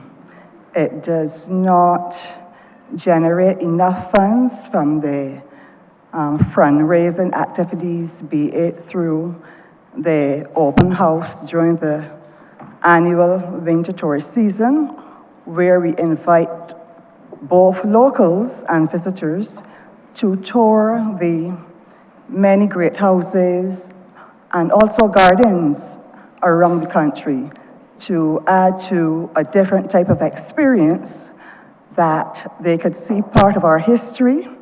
We can expose them to the horticultural aspect of the tourism industry, and these funds are not enough to run the workings of the National Trust. So the government of Barbados gives the annual subvention to assist with the day-to-day operations of the organization. That's basically it. Thank you very much. The last comment to me is a little bit revealing. I'm not opposed to the subvention, so let me put out there, I'm a life member of the trust. My question had to do with what is expected of the trust with respect to developing our tourism product in the area of heritage. Now, you heard mention not in terms of expectation, but in terms of limited revenue, the matter of open houses and open gardens. Now, you understand that because I'm familiar with the work, but my question has to do with the mandate that the trust gives itself speaks to preservation of heritage. My question is about the connection between the mandate of the ministry and the aims and objectives of the trust. What is it that the ministry expects the trust to be doing that will help the ministry in furthering the ministry's own objectives? Thank you very much, Honourable Member. I'll ask Ms. Pollard to respond, and thereafter I'll ask the Permanent Secretary to comment. Yes, Minister, it would be from the perspective of preservation, conservation of some of those great houses, preserving the culture of the island, and we have been like houses like the George Washington House to assist them because that is part of our product, and that would be able to generate income from the user fees. We have the Arlington House, where that would also, the funds that we give to them would also help to conserve and preserve and do what it takes to have those historical houses, buildings in a pristine as possibly can that would remain sustainable for years to come.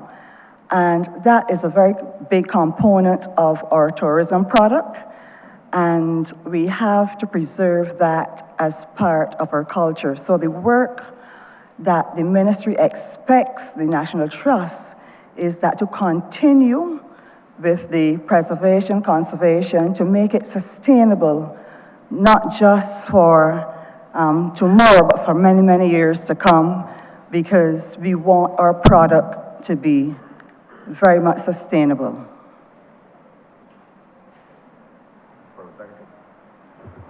Right. Thank you, Minister. The ministry, part of our work requires us, or part of tourism, I should say, is the selling of our culture, our heritage, or sharing it with the rest of the world. So from that perspective, the National Trust, their work is very much aligned with what we're trying to do in the ministry to share our culture, to share our heritage with the rest of the world through tourism. So when we look at our attractions, Ms. Pollard spoke about George Washington House, for instance. that is part of the legacy of Barbados, and we share that often with the rest of the world, explaining that certainly their first president, it bears his name, and he was the first president to certainly have visited Barbados at that time. So that becomes part of the heritage and culture that we share. And there are times that even as we move forward to the 400 years anniversary of when you had the first landing, we look at how can we maybe recreate the experience, look at the period clothing at that time, and share that as part of our experience, part of our tourist attraction. During the month or that time that we are starting, we will be celebrating that part of our history. So we anticipate that we will certainly get some assistance from the National Trust in that regard, in sharing the history and in sharing more of the architecture, the stories around these great houses with our guests when they visit the island, and support the policy of the ministry to use heritage as part of the element or plank in advancing our tourism business. So that's how we work with the National Trust to pursue our tourism strategy. Thank you very much, PS. Chair, through you, a follow-up to this. You spoke about the fact that we do need these elements as part of our branding, these heritage elements. The ministry gives a subvention to the Barbados National Trust. This follow-up question has maybe two components to it. One is, do you have periodic, at least, inspections of those properties that you mentioned? You focus on George Washington House.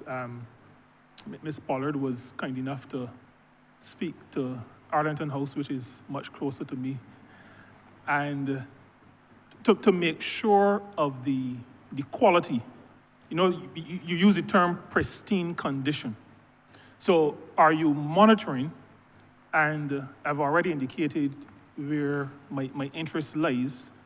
And so the corollary to that would be, is the subvention enough to make sure that the ministry is able to obtain what the ministry intends to obtain?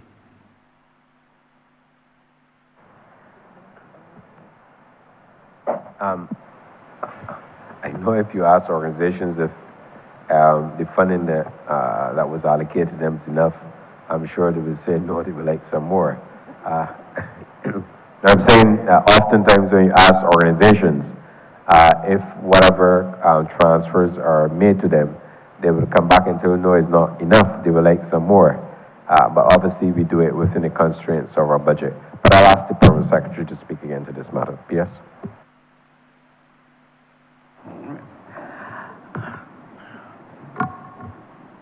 The organization, I believe their subvention was increased. Where it is now, it is probably still not sufficient, but we're trying to grow it certainly within the context of whatever constraints that we may still be facing. But the ministry, we will find other creative ways. And in fact, let me speak to the inspections. Those properties that certainly benefit from the concessions under the Tourism Development Act, Ms. Pollard would share with you, usually they would go out and visit these properties and make sure that certainly the benefit or the concessions for which they have been granted are being utilized in the manner in which they have sought to have them. So from that context, those that benefit under the TDA we would receive visits, but the limitations of our human resources, certainly in the ministry, would not allow us to visit every one of these great houses, but the engagement certainly takes place at the level of the National Trust, and if there is a problem, it would then filter up through the National Trust to the ministry, and then we can then address the problem as it comes up.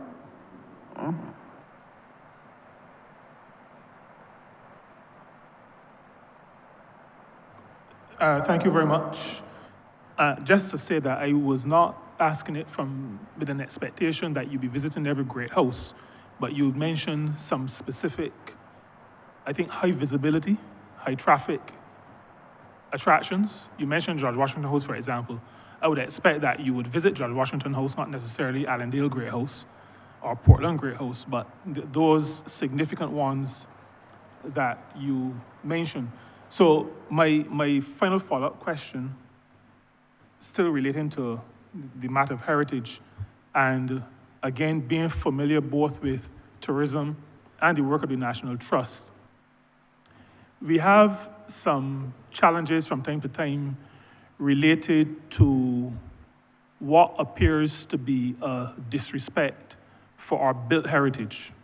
So I'm talking about buildings, and I am the Member of Parliament for St. Peter. Buildings in Spikestown in particular, some falling apart. And I understand that they are privately owned. The question I have is, what collaboration, if any, does the ministry have with organizations like the Barbados National Trust, and maybe with the ministry responsible for planning, to safeguard the built heritage? You know, the transfer is 620,000. I understand quite well the matter of resource scarcity from time to time, but there are certain things that are necessary if the brand reputation and the integrity of the brand is to be maintained. And my question is, what do you do as a ministry to work with organizations like the Trust and ministries or departments like planning to make sure that we have a robust enough system, maybe legislative framework, to maintain the integrity of our built heritage? Thank you very much, Honourable Member. And before I ask the PS to respond, I also want to share with you that heritage tourism is, if not the leading factor, when persons sit down to make a decision on a vacation destination, it certainly contributes. And therefore, heritage tourism is critically important for the ongoing development of Barbados' tourism. And as a result, we not only, as you quite rightly mentioned, continue to support such organizations that will help us to build out our heritage, but also to become the standard bearer for standards in respect of our heritage. And therefore, with that being said, I just want to let you know that it continues to be a high priority with respect to the ministry's work. I'll ask the Permanent Secretary to quickly respond to your comments as well. Yes? Thank you, Minister.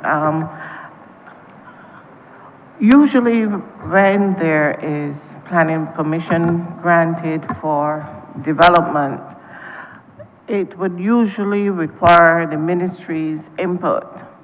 And we will share our perspective with our counterparts in the planning ministry, and certainly those views that may be advanced by the developers. We are acutely aware that we want to maintain the heritage because that is part of the fabric of Barbados. It is part of what we sell that makes us Barbadians. So we have a vested interest, we being the ministry, have a vested interest in maintaining these cultural and heritage icons around the island. And in that regard, we work with the National Trust to make sure that we can preserve these heritage and cultural icons to make sure that they continue to represent Barbados and represent what the island has to offer. But, so our input usually takes place in that regard. There may be town hall meetings that we also would facilitate. For instance, under the tourist accommodation bill that is presently under discussion, in there we had placed a role for the National Trust because we believe that they have the expertise to help us identify or utilize the resources within that organization to maintain any, give the, what you call those, these icon, to ascribe a classification on specific buildings that would want to be sold or be advertised or marketed as a heritage property.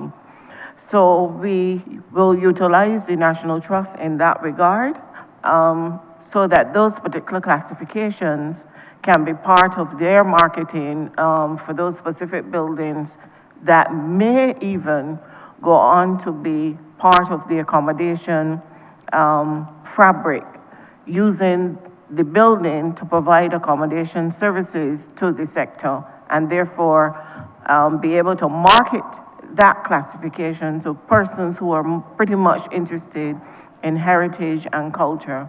But I'll also ask the Minister to have the Director of Research and Planning, Ms. Nicole Allen, to also weigh in on this. Ms. Nicole Allen.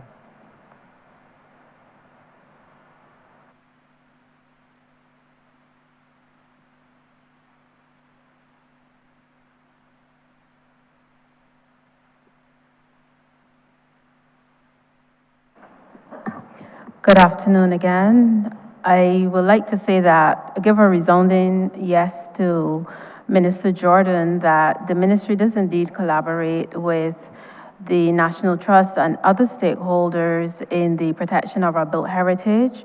I would even go as far back as when Barbados first received its UNESCO World Heritage inscription for historic Bridgetown and its garrison.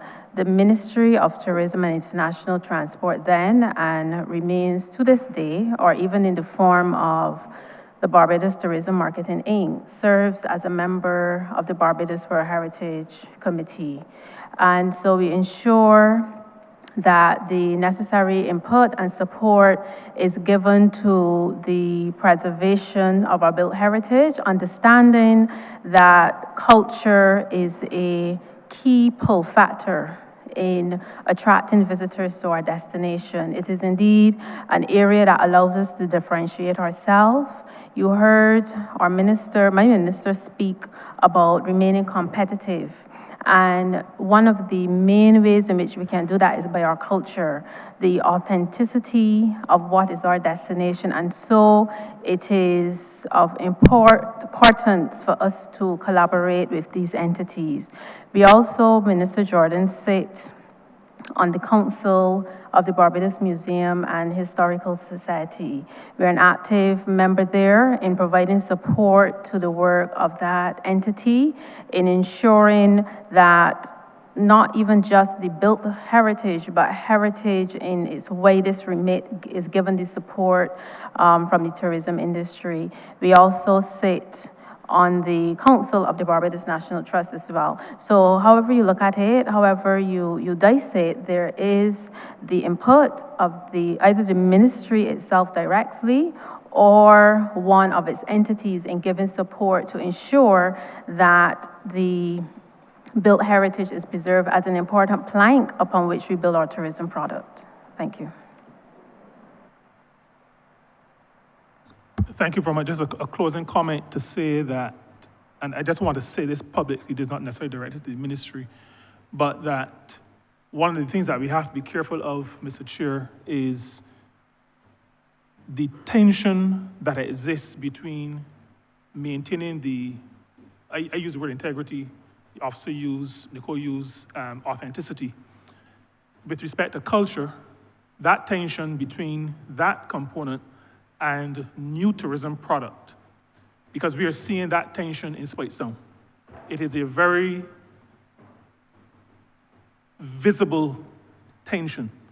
So we see sometimes the degrading of heritage assets, but not just to create a car park, to create a new tourism product.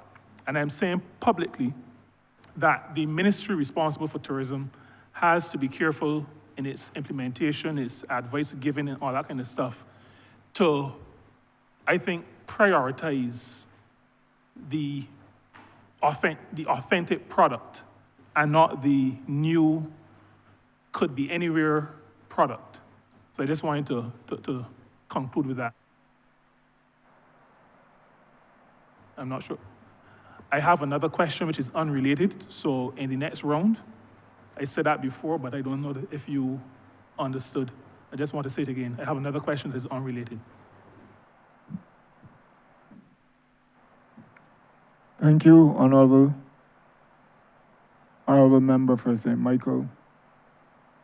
Sorry, St. Philip West. Thank you, Mr. Chairman. My question relates specifically to Airbnb. As we are seeing in terms of trends beyond the standard hotels, there is a demand for Airbnb accommodation, and as people convert their residential units into tourism accommodation, we are seeing that there is an impact on long-term rentals and the cost of properties, whether it is for you to rent, and certainly for locals in having experiencing increased housing costs. My question is this in fact something that is more than anecdotal, but that is supported by some of the research of the ministry? And if so, what are we doing proactively so that this does not become a crisis in Barbados, whether done through tourism or in collaboration with housing? Thank you very much, Honourable Member. We currently have in Barbados, certainly within the hotels and villas and others, approximately just over 6,000 rooms available. When you add the vacation rental, vacation rentals to that number, you have close to about you have just under 13,000, but another 7,000 vacation rentals. What we're doing with respect to, and we know this because of research that we've undertaken, there's some vacation rental entities that would register with the ministry through its product quality division, and we need to ensure that one, we have an accurate count of the vacation rental accommodation in Barbados. Certainly the vacation rental accommodation pool does help Barbados. There are often times where there are people who want to visit Barbados and to have accommodation, and they can't get into the traditional hotel accommodation. And therefore, what happens is that they would obviously book the vacation rentals. There are also villas that have come into the vacation rental pool because they've utilized the concessions, and a part of the requirements for the concessions is that you have to open up the property and you have to let the property, so the property has to be rented. So when you add the vacation villas and others qualified under the Tourism Development Act, and then you add the others who are now coming into the space to offer their products for rental, this potentially helps the destination. But to your specific point regarding demand for Airbnb relative housing accommodation, I believe that a study would have to be undertaken to measure the impact that this is having on Barbados' housing stock. I can't sit here and answer the question without that information, and perhaps it's something that we would have to, in conjunction with the appropriate ministry, undertake a study to see whether or not there's been any fallout or whether there's cause for concern or whether we need to have a policy to address the matter at hand. So I give you my word that we will work with I would assume it would be the Ministry of Housing, Lands and Maintenance to understand and get a firm feel for what is happening. But having said that, the vacation rental pool does help Barbados in terms of accommodation, and especially when we have not only during the peak periods, winter, but also when we have selected events going on in Barbados that people will wish to come to Barbados and support. It is also, having said that, it is also important, and that's why when we piloted the tourist accommodation bill, that we made it clear that this is more about regulation. This is not about controlling the number of rooms or putting people out of business. That is not what we're about. It was more about having an understanding of where we are. I'll pause and ask Ms. Lana Harewood if she has anything further to add in respect of this matter. Ms. Good afternoon, Lana Harewood, Manager, Product Quality, Barbados Tourism Product Authority. Minister, I agree with you. The vacation rentals based on what we have registered for our levies has increased throughout the years. And it is, I can't speak from the perspective of how it is impacting the long-term rentals, but what I can say it is definitely impacting our registered accommodation stock because they outweigh our short-term stock. Currently, our numbers reflect for the vacation rentals, 1,323 properties that's registered with us, which has a bedroom count of over 3,000. So there is an impact on our short-term rentals. But as the minister would have indicated, a study would have to be done to look at it in terms of how it is affecting the long-term rental pool. Thank you.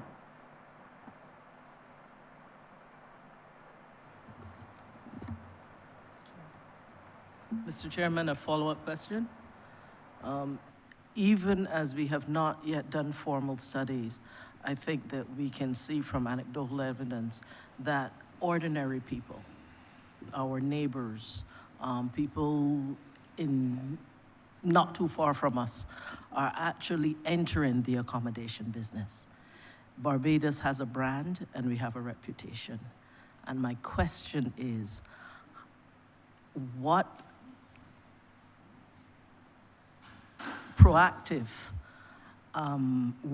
effort is being put into ensuring that the standards that we expect from all are maintained and that Barbados's brand remains at the excellent level it is, even as ordinary people, not accustomed to providing accommodation, enter the market?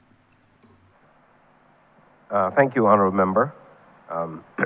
The initiative to pilot the tourist accommodation bill was in fact intended to be a proactive measure to answer the very question that you posed. And I do agree with you, and I do so sincerely, that Barbados has a very strong brand, and that brand has to be protected. And therefore, we went the route of proposing the tourist accommodation bill to ensure, for that very reason, that we continue to protect the Barbados brand. Of course, the bill would have died with the last Parliament, and therefore we are proposing to make some additional changes to the bill. Once we do so, we will again, as we indicated on the last occasion, we'll have a select committee of Parliament undertake a review and obviously allow persons to comment so we can get their comments. But we must never ever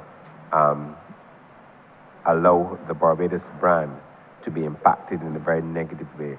Because if we do so, it will be very difficult for us. I'm not going to share with you on this occasion a catalog of the challenges that the product quality department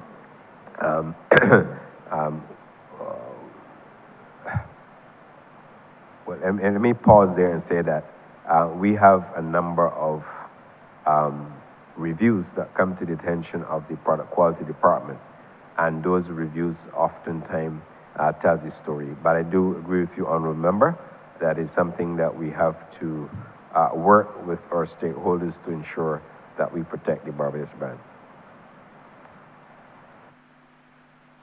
Well, Minister, I want to thank you for the work that you and your team are doing, and I join my colleagues in complimenting you on some of the achievements to date. Mr. Chairman, I yield.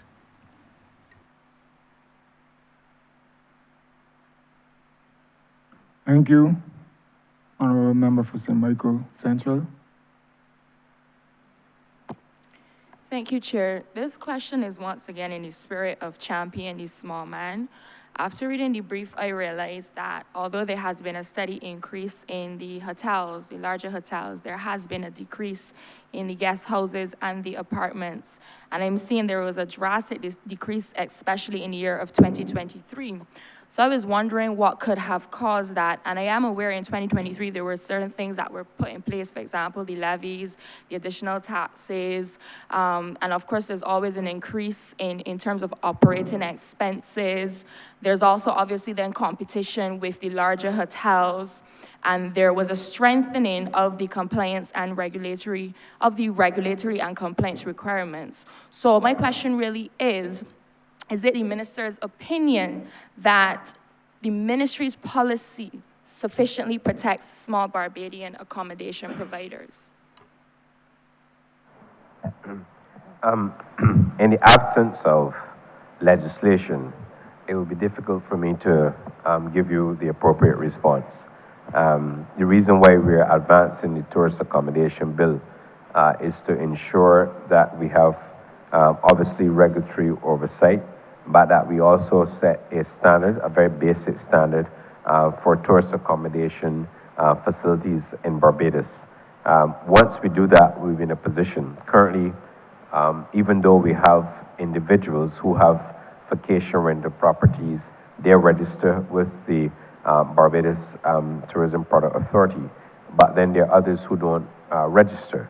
And in the absence of that, I think it will be difficult for me to come to a conclusion with respect to why we don't see or why there's a dip and or increase in the number of accommodations, depending on their standing with respect to whether they're apartment hotels, whether they're guest houses, whether they're individual vacation rentals. So I would prefer, in the absence of information, to suggest that we get that information and then have a more informed view of that. Thank you. I yield back. Honourable Member for St. James Central. Thank you very much, Mr. Chairman. And Mr. Chairman, Mr. Minister, both you and your Director of Research just prompted my memory on a matter, and I thought I would quiz you on it. In the context of enhancing competitiveness, your Director of Research would have reminded the House about Barbados's being so privileged as to host a UNESCO World Heritage Site. If memory serves me correctly, we would have gotten that award for Bridgetown and the Greater Bridgetown area and the garrison around 2011. And I believe that we would have first started this journey by way of starting the inscription process in 2002 or 3. So roughly speaking, we have been on this road now for about 24 years. And it is a matter of obvious cultural significance. So my question is, are there any plans for the development of the World Heritage Site? And if so, would you be able to take us on a little bit of a journey so that we understand what is being formulated? Thank you, Minister. I'll ask the Director of Research and Planning to respond to Minister. Ms. Nokolani.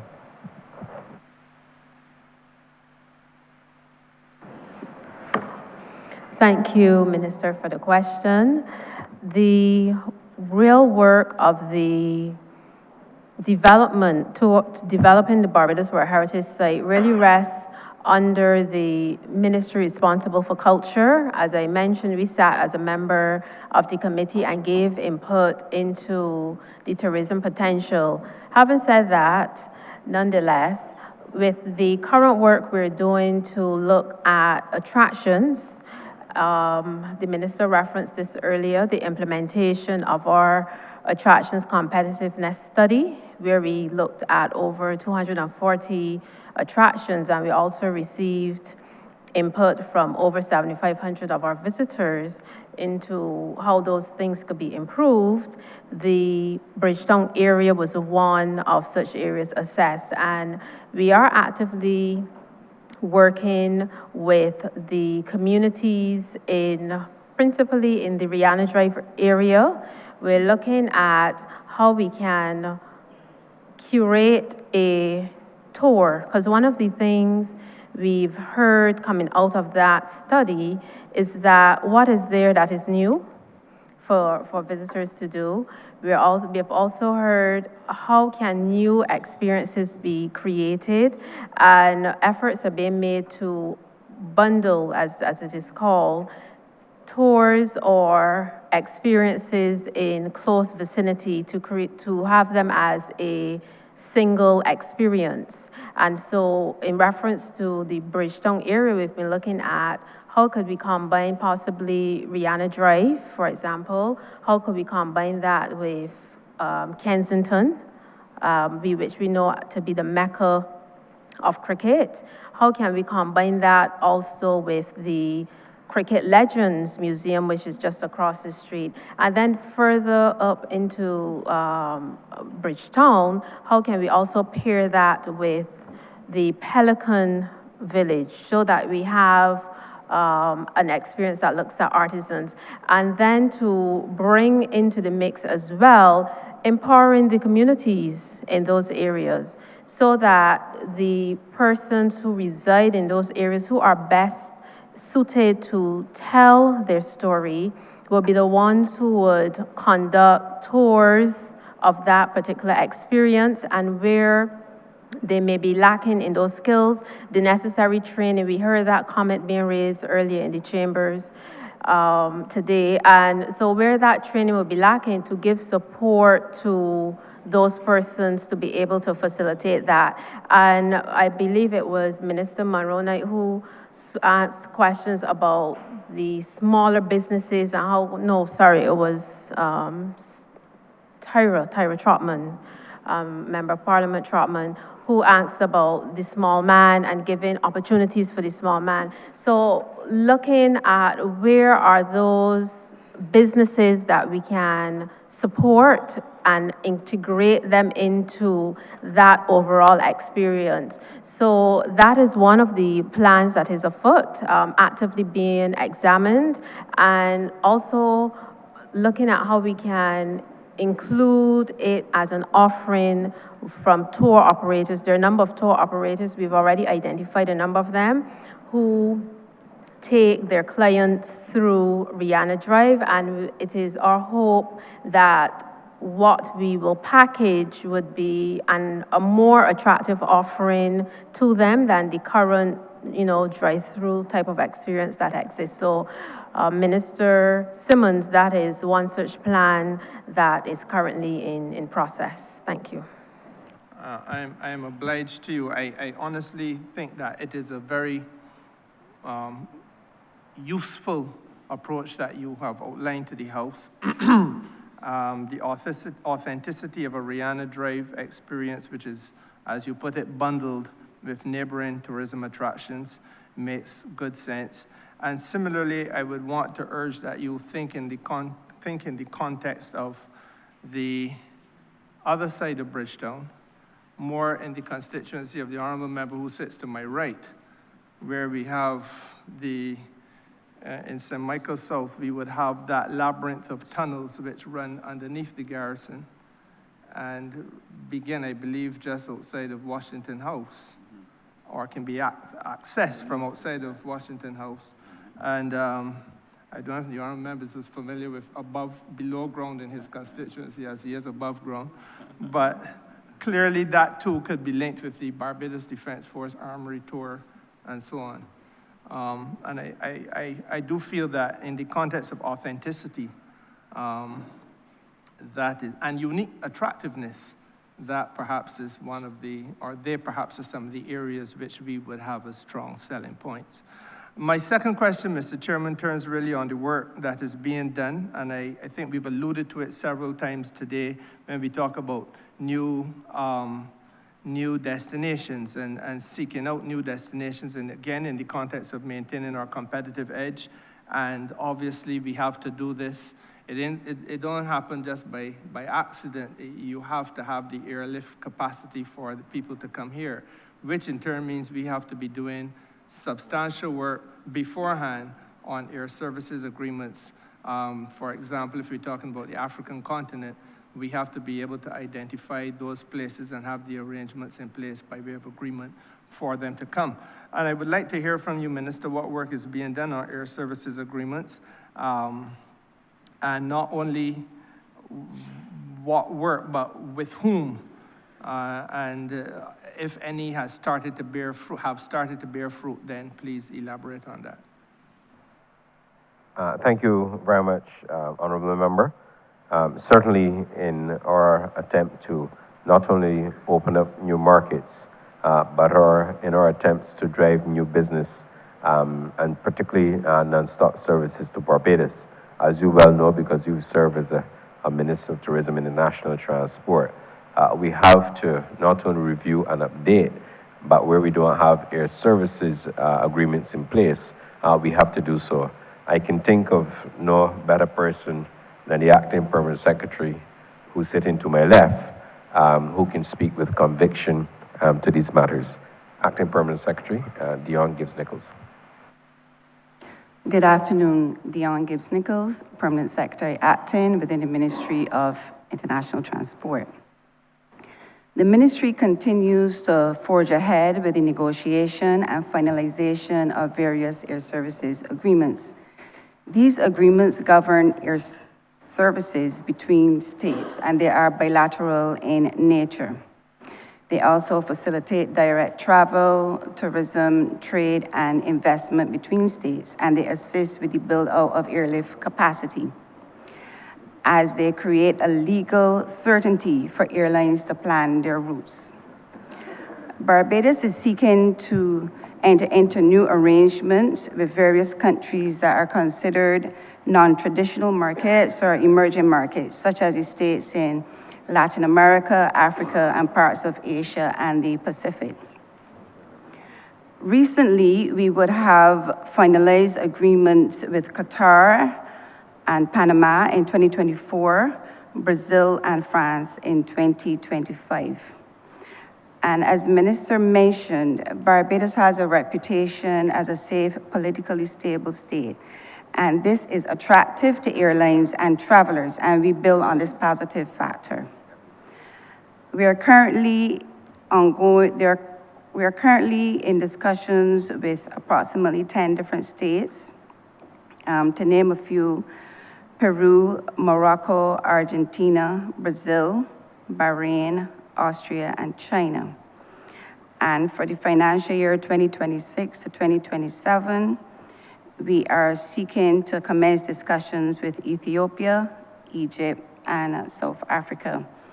And let me mention here that we work in tandem with the Barbados Tourism Marketing Inc. in terms of strategy and the countries that we seek to have agreements with.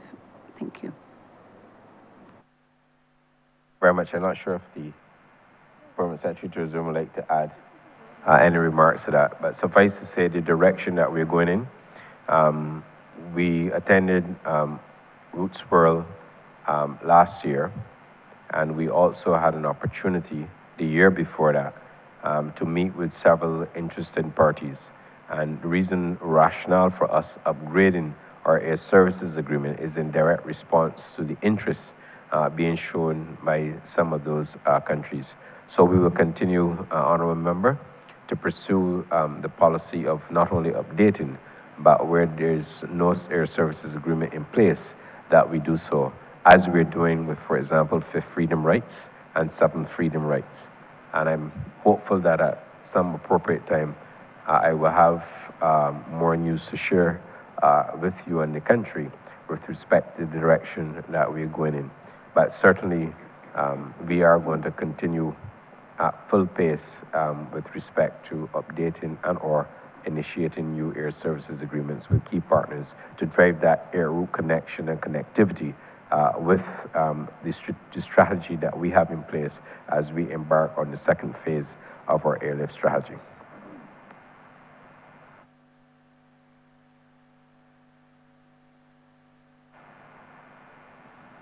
I think, Mr. Chairman, just for the record, the acting permanent secretary, because I know that they had a different name on the screen, the acting permanent secretary, International Tourism Division, is Ms. Dion Gibson-Nichols.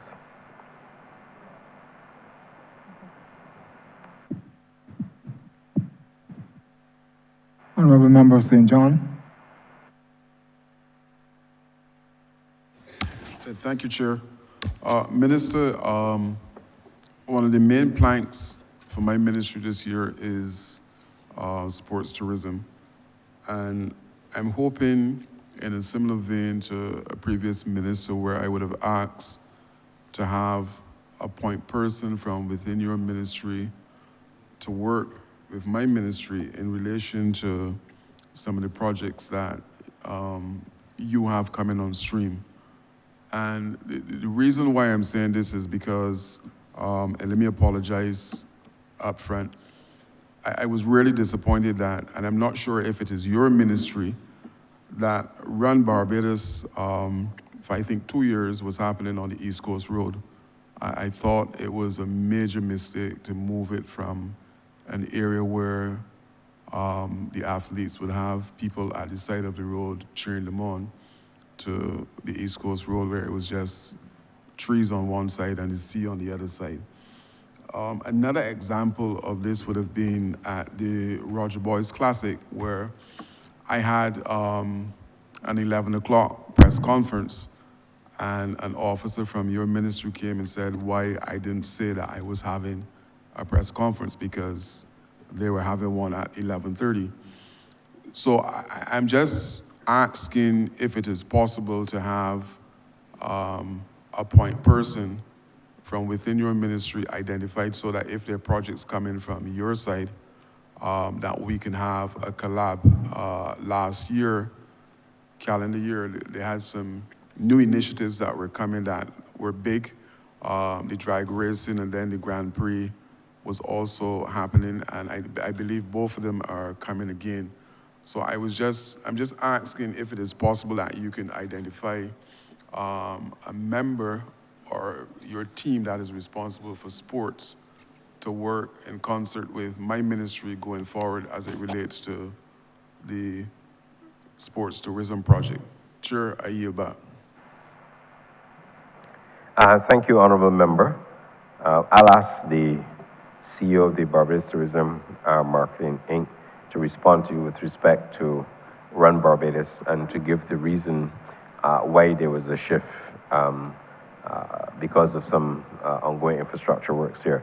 But relating to the latter point with respect to the point person, I would recommend one, if you, the permanent secretary will communicate to you the point person in the ministry, but more importantly, there's a sports department within the Barbados Tourism Marketing Inc., and that's led by a sports manager, and therefore any requests relating to the point person would be communicated to you by the CEO of the BTMI to your ministry as it relates to the point person in the ministry.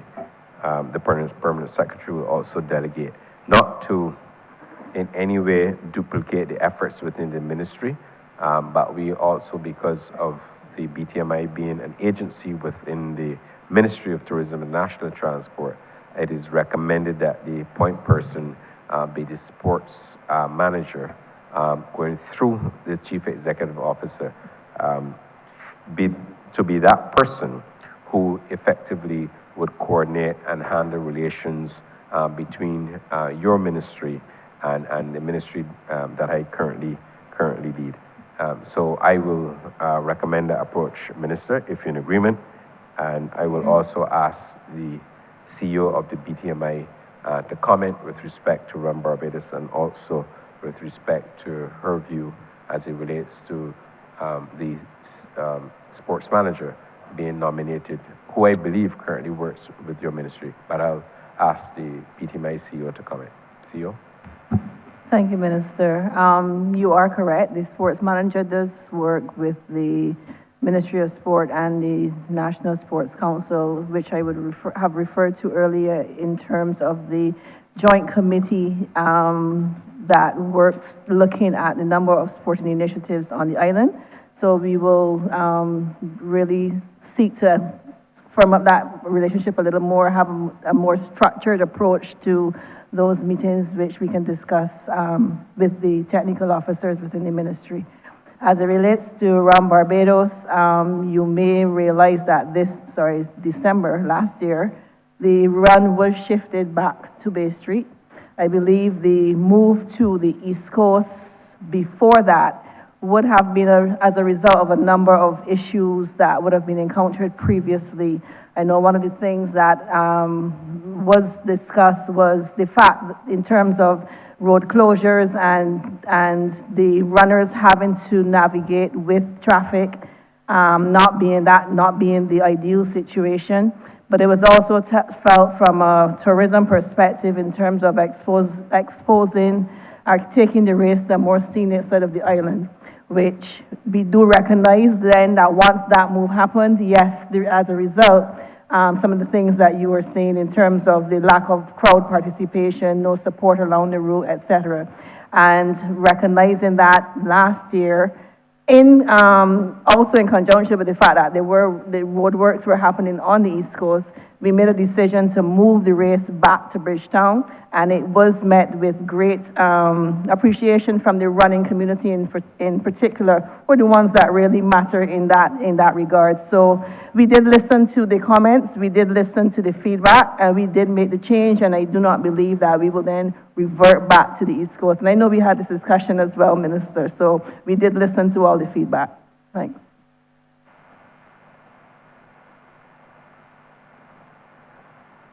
Sorry, Chair, you're looking like if I should have a follow-up question. Minister, quick question about rural tourism. Any thoughts in terms of how we can trigger that? Yes. We have, in fact, a number of our major attractions are located in rural Barbados. And that continues to be a significant feature in respect of Barbados's landscape.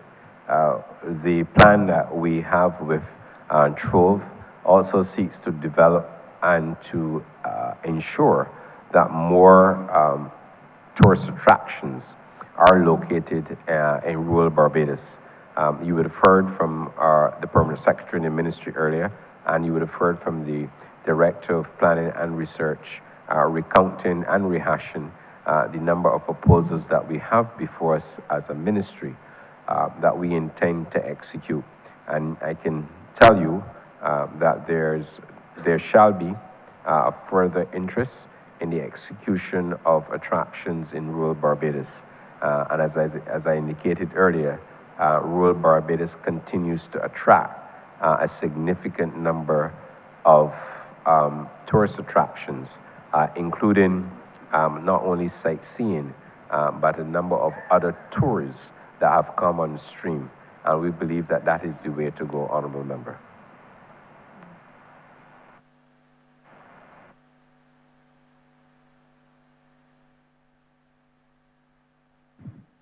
Honourable Member for Christ Church South. Thank you very much, Chair.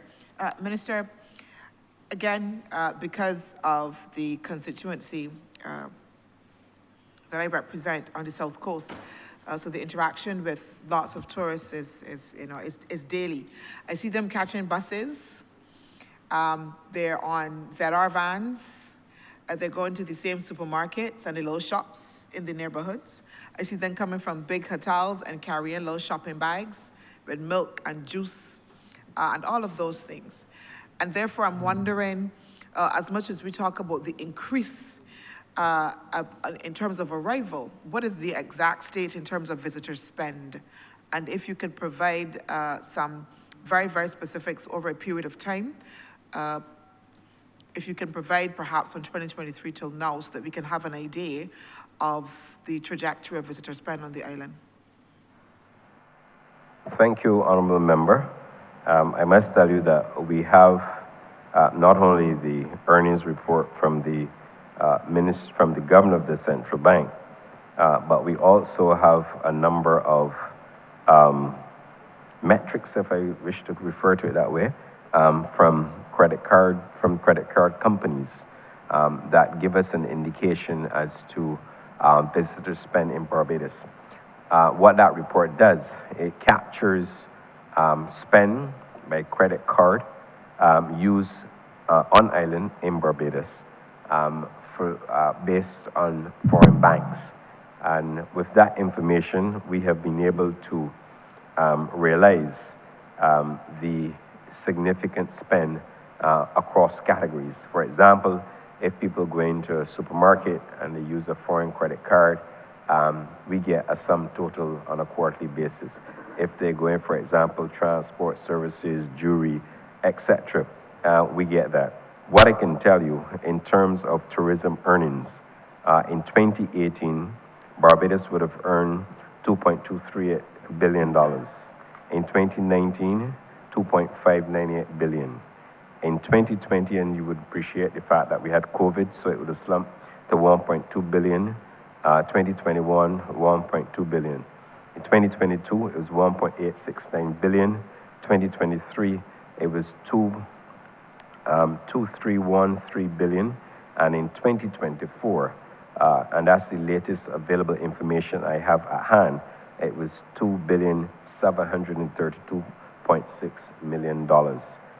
What that tells you is that we would have increased, certainly when you compare 2024 to 2023, by almost $400 million. If this holds based on what we're realizing in Barbados, then I'm sure that the story remains the same.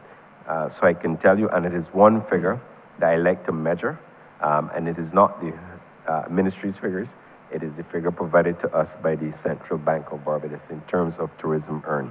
Of course, and this does not capture the entire spend in the country, because if there are persons paying a taxi driver by cash, for example, that is not captured. But suffice to say that based on our 2024 numbers, when compared to 2023, you can see the difference, 2.732 billion versus $2.313 billion, which is a substantial increase in earnings.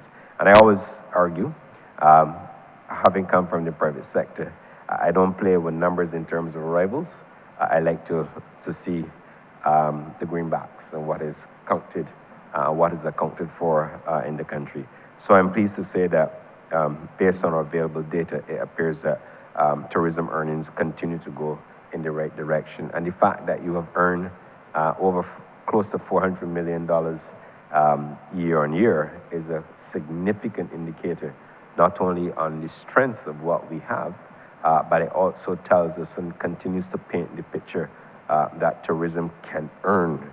And even though we've driven airlift and we've increased airlift to the destination, we are also earning more. If you had to go a bit deeper in terms of analysis, and I do my own internal modeling in terms, because I like to know where we're going, because when you look at the performance of the tourism sector, it also has to flow through, right through to the ordinary man. And a lot of what we are seeing in terms of earnings, because yes, you can do well in hotel earnings, yes, you can do well in attractions and restaurants and dining, as I refer to it, food and beverage outlets, transportation services where we have information that can be accounted for. But when you look to those who work in the sector, those as a result of, even if we increase occupancy, if we reduce seasonality, there are people who continue to work. They're getting maybe full-time. When I say full-time, I mean 40 hours per week rather than being laid off or reduce hours. If they're in a service charge pool, they're also benefiting from increased service charge. So it paints a story. Look, yes, we will have challenges. The good thing about the ministry is flexible, it's responsive, and we try to put and implement policies that will continue to build out Barbados' tourism success. And the one thing I go to work every day as a minister, and I always ask myself the question, how can I help to improve Barbados' not only tourism product, but how can we build out tourism to the benefit of the people who ought to benefit from this particular industry. And that is what I go to work daily to set out to do. And that is why you see us concentrating, like I said, not only on airlift in different phases, but also building out the sector, which also means carrying the workers along with us in our tourism mission. Thank you. Thank you, Minister. And I think that response is perhaps a story that needs to be told. Huh? Again, we often, like I said, refer to the airlift, but the fact that we have had such a significant growth in tourism earnings is really laudable for the ministry and the efforts that have been undertaken. But I wanted to just press us a little bit more to just flesh out some of that story, because you said that you do have statistics that will be able to tell us exactly what they're spending on. And I think that's important to be able to understand. So what is it that people are spending on by category, and perhaps the largest or overarching categories, please? I'm not sure if we have that information with us. Research will have it. I'm not sure if PS would have it. But what I can tell you that a significant amount of spend is made in, of course, you would appreciate this accommodation. Jewelry, for example. In fact, when I look at jewelry, I wasn't aware that so much money is spent on jewelry, for example. Like I said, food and beverage outlets that consume petrol stations included, rental car companies as part of the transport sector. And I can go through a range, but we do have that information. That information is provided by one credit card company, and we get that information on a quarterly basis. And again, that helps us and allows us to zero in on where there's areas for additional growth. And that is why, as a policy decision when I came to the ministry, I set up a visitor spend task force. And that task force is hard at work, also looking at other avenues to create opportunities for increased earnings. And we're also focusing not only on technology, but also helping persons with marketing to ensure that we can maximize visitor spend on the island. So there are a range of not only strategies that we implemented, but also programs associated with the strategies, and similarly tactics along the way to execute the strategy to ensure that we earn even more from this sector. And thank you, Minister. I know you said you don't have those statistics, but I just want to stretch again that perhaps this is a story that you really need to tell. And it goes back to the questions that were asked by the Honourable Member, I think for St. Michael's Central, when she kept saying that her interest was about how we involve the small man. And my question was about teasing out where they're spending all this money. So if they're spending in entertainment, if they're spending in food outside of the hotel, because that information then can feed into multiple streams. So whether that is culture, in terms of knowing how to nuance that, whether that is business, again, and small business, for where the potential growth areas. So not only instructive for you, but then for other ministries and other efforts as well that are critical to the growth of the sector. So I really want to encourage you, perhaps, like I said, to tell this story, not only brought it to the public, but also as well, again, to the other agencies that are going to be necessary to build out as well. Thank you, Honourable Member, and it's a good suggestion. If I were to look to your constituency alone, in Oistins, I don't think we could have asked perhaps for more, for an area that contributes more significantly to the food and beverage earnings of this country. Obviously, some of it we can track because if the spend is through credit cards, we can track that. If it's cash spend, it's a little difficult, truth be told, to capture it. But might I add that what is happening at Oistins is not only unique, but I must tell you that whenever we travel to Barbados, not only the tour operators, but those who visited Barbados and repeat visitors, they make the point that they enjoy Oistins, particularly a Thursday, Friday, or Saturday night, and they go back for that very authentic experience. But they also go back because of sustainability issues. The fact that it's a fishing community, the fact that people like to know that, you know, the fishermen bring the fish there, the vendors prepare it, it's then prepared, and then there's the opportunity for a meal along with a good Barbadian beverage. So I think all those areas interwoven can create a more value chain for us to examine and a value chain for us to exploit. But I can think of no better example to share with you than what obtains at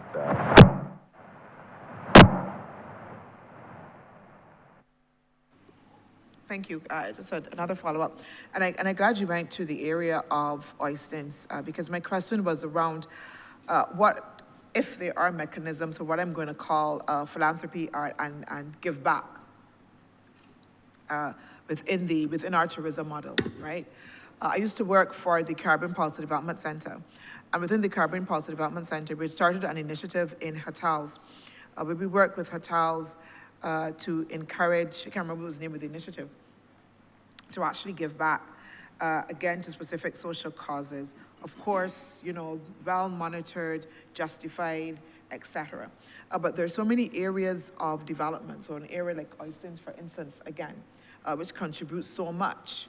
But again, when we look for expansion and to deal with the fishing community, again, what is the potential, if there is a mechanism by which tourists, and there are a lot of them, I encounter tourists again in my constituency who are looking for social causes, who want to be able to give back, who are accustomed within their own jurisdictions to being able to do that, or engage in philanthropy, and want to understand here in Barbados how they can support the communities sometimes that they are visiting, and then how they can kind of support the wider effort. What is the mechanism, if any? I'll ask, and we don't currently have a mechanism, but I know the Permanent Secretary, it appears this is dear to her and she would wish to speak to it. So, PS? Thank you, Minister.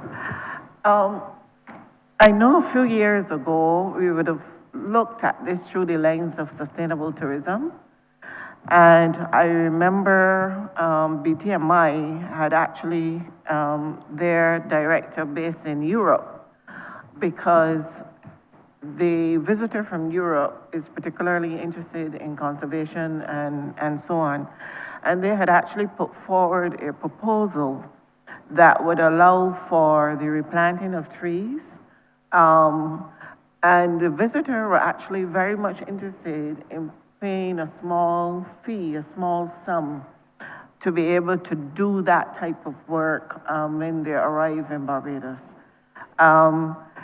That proposal is still under discussion. Actually, it had dovetailed quite nicely, certainly with the work being pursued by the Ministry of Energy to reduce the fossil fuel consumption in Barbados. And given that you take a flight, you're flying from one destination to the next, and you are the plane that you arrive on would have been burning fossil fuel as you try to move from one destination to the next. That was being promoted as a way in how you can counter the type of exhaust and the fumes and so on from that particular journey. So we would have to revisit something like that, but it was discussed. It was tabled about 2 years ago, approximately, and there was quite a lot of interest. Apart from that, we have not discussed, I don't know if CEO BTMI, if you've had any discussions in that area, but through the lens of sustainable tourism is where that discussion would have fallen.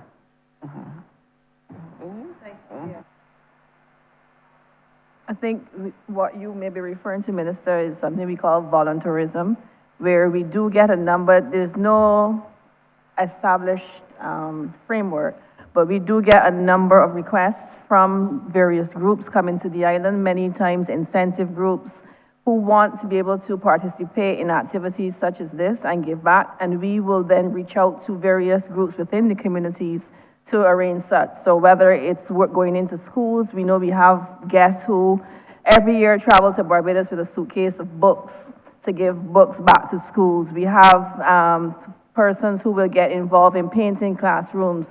Our cruise lines as well give back to the communities in this way in terms of participating in a number of activities within various communities, rural or otherwise, in terms of give back initiatives as well, which we would sometimes help to facilitate.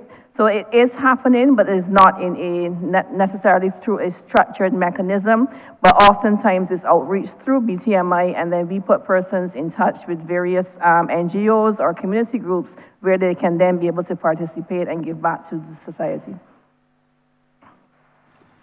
Thank you very much. Minister, I would like to suggest that perhaps there is need for a structured mechanism to this, because I believe that we might be missing something that can perhaps add to our product tremendously. What you hear from tourists again is that has to be also part of the immersive experience for them.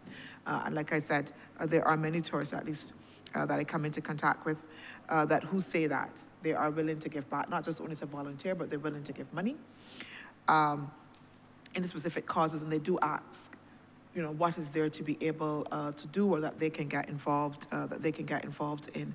I think my final question, and this is a follow-up question through you, Chair, in respect of this, and I go back to, and I notice the Chair is looking at me, I go back to Oystins.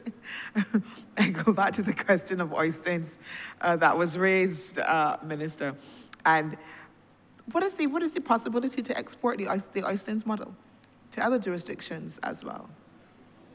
I don't know if we should export it, or perhaps we should allow that to remain a very unique selling point for your area. But I think the point you're making is, should we not look to other areas to create not necessarily a similar, but perhaps an opportunity for persons to have a food and beverage outlet, particularly on the west coast of Barbados.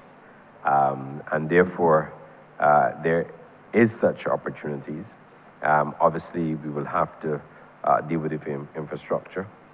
If we model it off a fishing village or a fishing community, then we will look to see where we have the existing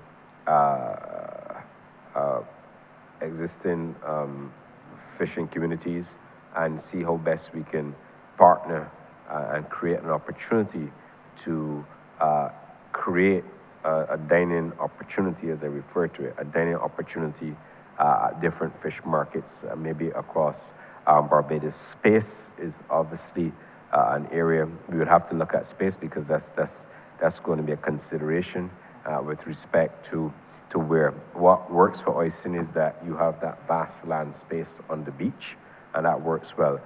But it is worth exploring, and we can explore that in conjunction with your ministry as well, and with the ministry responsible for fisheries, to see how best we can explore that opportunity. Back to the question with respect to tourism earnings, I said it was just about 400 million. To provide you exact figures, in 2024, the earnings compared to 2023, the increase was actually $418.7 million that tourism earned. And that is comparing 2024 to 2023.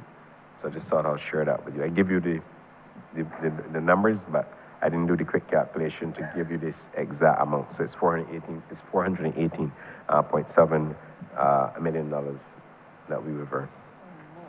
Thank you, Chair. Thank you, Honourable Member for St. Michael Southeast.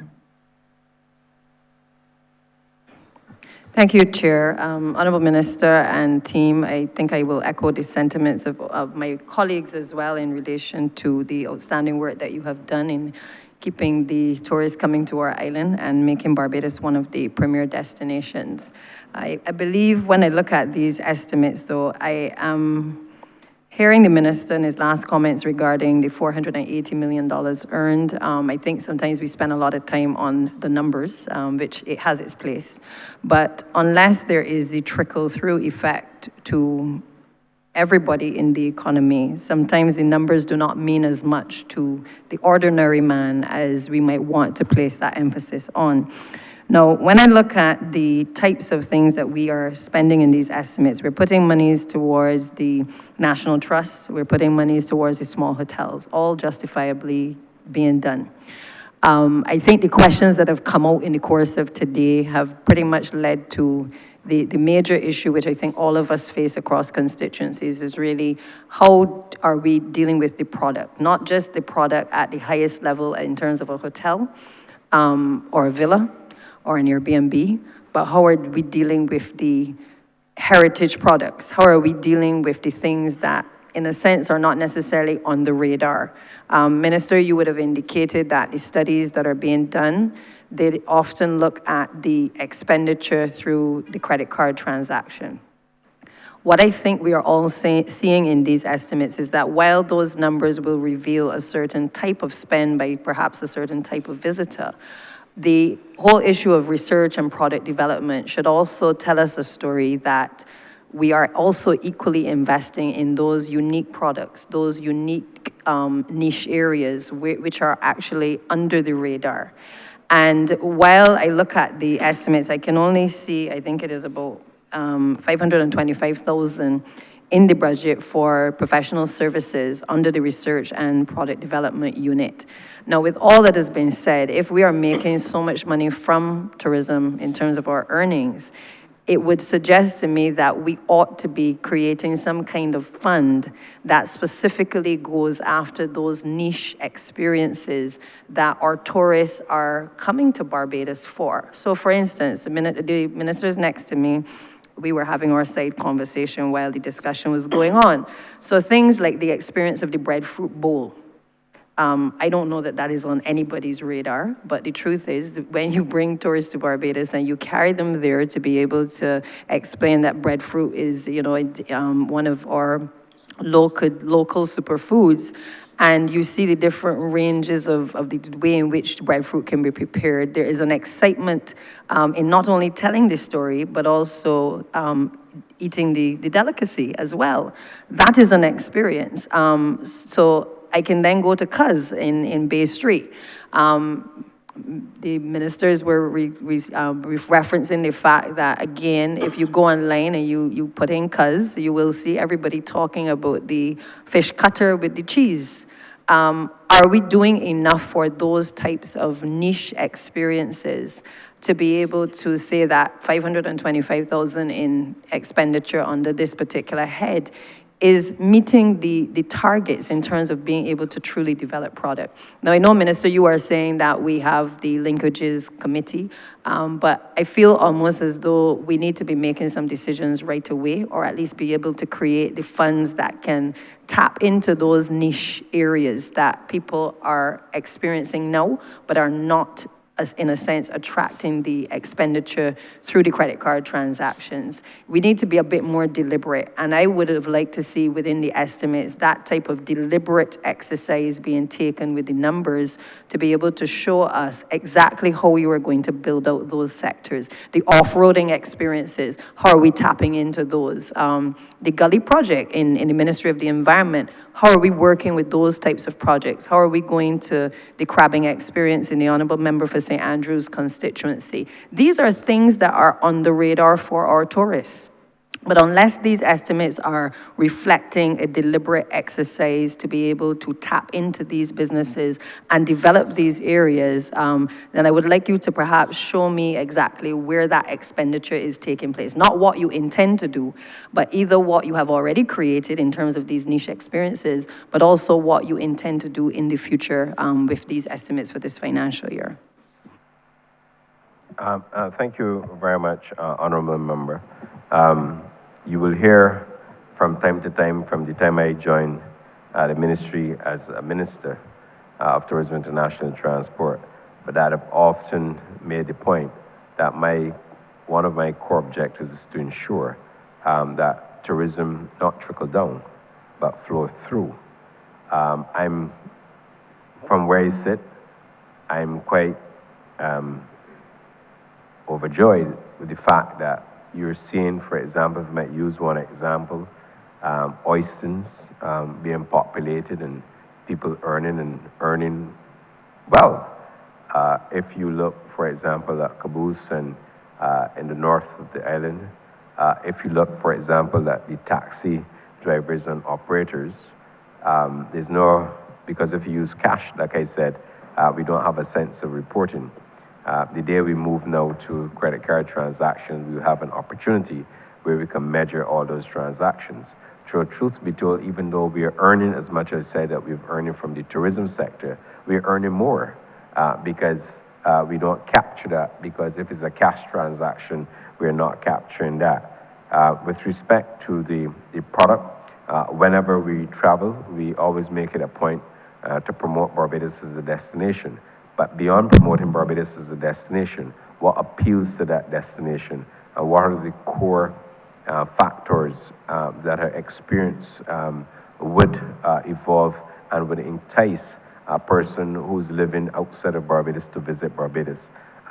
In respect of the budgeted amounts, you will note, yes, that we will have money put aside. For example, we've invested in the prior financial year and certainly this financial year in a number of studies on the professional services board PS.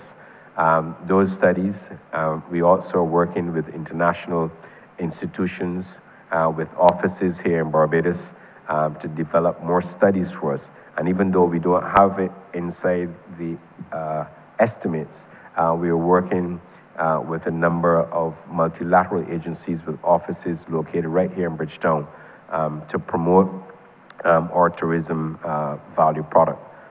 There is a tourism value proposition. The tourism value chain benefits from it, but I'm confident that the work that we continue to do within the ministry and the support that we're getting from other agencies, targeted within the studies, for example, you mentioned the Gullies project, but within the Trove project, and I have to double check if I did take that to the Cabinet of Barbados. I think I did. I did, PS reminds me. But within that study, we have explored a number of other opportunities that can really go into the community and create entrepreneurs from within the community who could also benefit from the not only tourists who come here, but benefit from the spend. But because we don't have that mechanism to measure others who are within the sector, it is difficult. But suffice to say, I'm confident the path we are going with respect to the programs that we have planned out. Execution is always critical. Execution is always key. And I'm always all over the ministry with respect to execution. And we are confident that Barbados will begin to see the benefits of what we're doing with respect to our studies. And the good thing as a policy decision, when you enter a ministry, once you take the policy decisions early, you get the necessary data through studies, you execute, then the country will begin to benefit. And we believe that that will not only enhance product, not only contribute to increased earnings, but also will allow those within the tourism sector to benefit. And I remain faithful to my narrative that tourism must pour through, flow through to ordinary Barbadians. And that will always be my mandate. Thank you, Minister. No further questions. Thank you. Honourable member, you have 5 minutes to wrap up the head. I'm sorry, Honourable member for St. Peter.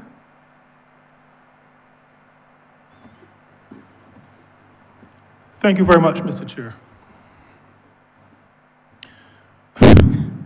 The first question is really, I'm laughing to try to ease the tension in my head.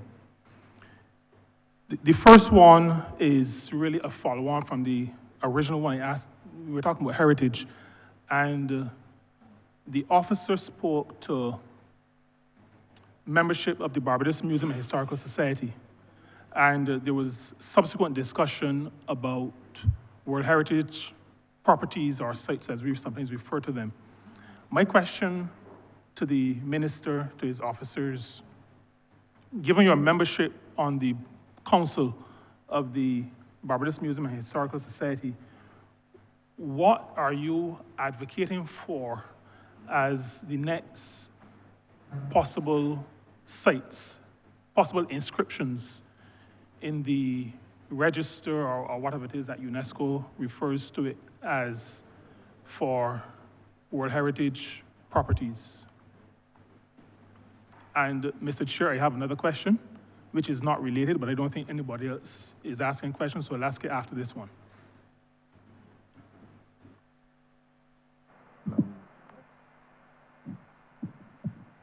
Go ahead, Honourable Minister. Yeah, thank you, Honourable Member. Thank you, Mr. Chairman. I think it's more a matter for culture as it relates to UNESCO heritage sites and so on. That does not sit squarely within the ministry or exclusively with the National Trust. But it's a question that it should be directed to culture. But I'll ask the PS to weigh in if she wants to. Right. So we have the view that that should be held in culture. So just let me clarify.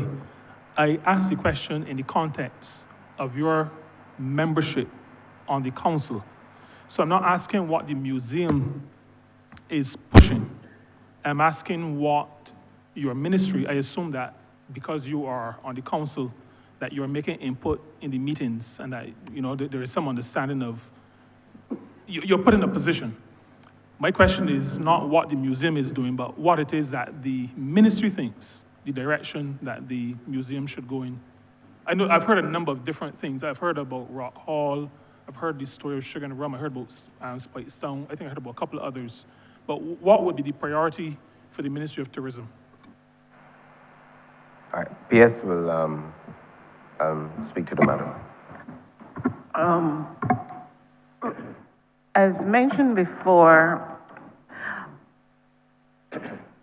heritage and culture is an important plank of us telling Barbados. It is who we are. So when we invite persons to come and enjoy this destination, we're inviting them to come and experience what is Barbadiana, what makes a Barbadian a Bajan. So when we work with the National Trust, part of our remit is to make sure that we it remains frontal to them, that we do not lose the heritage and culture that makes us who we are, and that is expressed through the architecture of the buildings, it's expressed in food, it is expressed in even in language, how we speak, and so on. So there is a strong relationship, certainly with the work that we do and what culture does, and, what we expect the National Trust to be supportive of the work to make sure that they also become part of the voice in communicating the importance in preserving our national history through the buildings, those buildings that we have identified that are critical and important to our heritage, and certainly in helping us to tell the story of what the history of of these buildings and share that story with our visitors when they join us. So we would also want to have their voices at the table when it comes to development, particularly in areas that where you may be developing a building that is of national heritage or significance to the country. We would want to have them participate and make sure that they bring a strong voice to the table to help us share that with other stakeholders, whether it is the developers who may be looking to construct and build in Barbados, whether it's a tourism accommodation or others. So we want to have them at the table as a strong voice to assist the ministry in making sure that heritage and tourism remains one of our strong elements in selling Barbados, because tourism cannot exist, in my mind, unless the heritage and culture remains a significant part of the story that we tell. So they're in there as a strong voice, a strong partner, and we value certainly their input into the work that we are doing in the ministry. So it is from that perspective, when we sit at the table with them, is to make sure that we maintain that relationship, we maintain having them in as a strong voice, and also to help us share the story and tell the story about culture and heritage.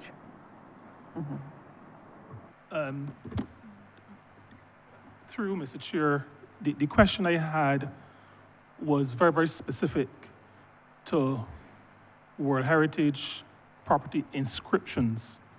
What I wanted to find out was, and I maybe should ask it a different way then, does the ministry have a perspective on what the next inscriptions on the UNESCO list should be? I asked the question based on your membership on the committee of the Barbados Museum and Historical Society. So I understand everything you said about, or you repeated really, about heritage and all that stuff, but this is specific to UNESCO inscription. Does the ministry have a perspective? If no, it's not a problem, all right? But I just wanted to know if you had a perspective, given that you felt so strongly about heritage.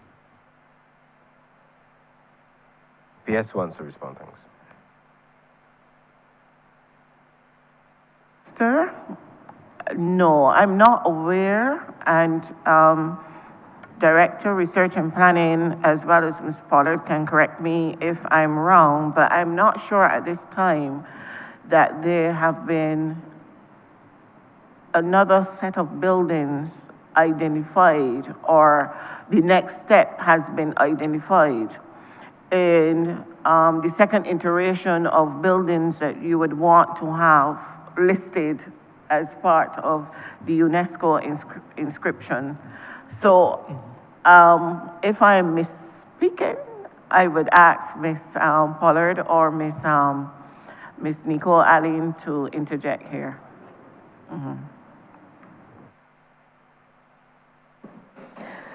Thank you, PS, and thank you, Minister Jordan, for the question. The last that we were aware was surrounding the story of sugar and rum, but as the minister has said, certainly that is a matter that will be decided upon by the Ministry of Culture under the ambit of its Barbados World Heritage Committee. What I will want to say, though, now that I have the opportunity to speak on the floor, is that I don't see tourism as foisting its opinion to the extent that we must have our way. What I take away from our collaborations with these organizations is an acceptance and recognition that there's a nexus that exists between tourism and cultural heritage. I would even go as far as saying that there's a symbiotic relationship that exists between culture and tourism.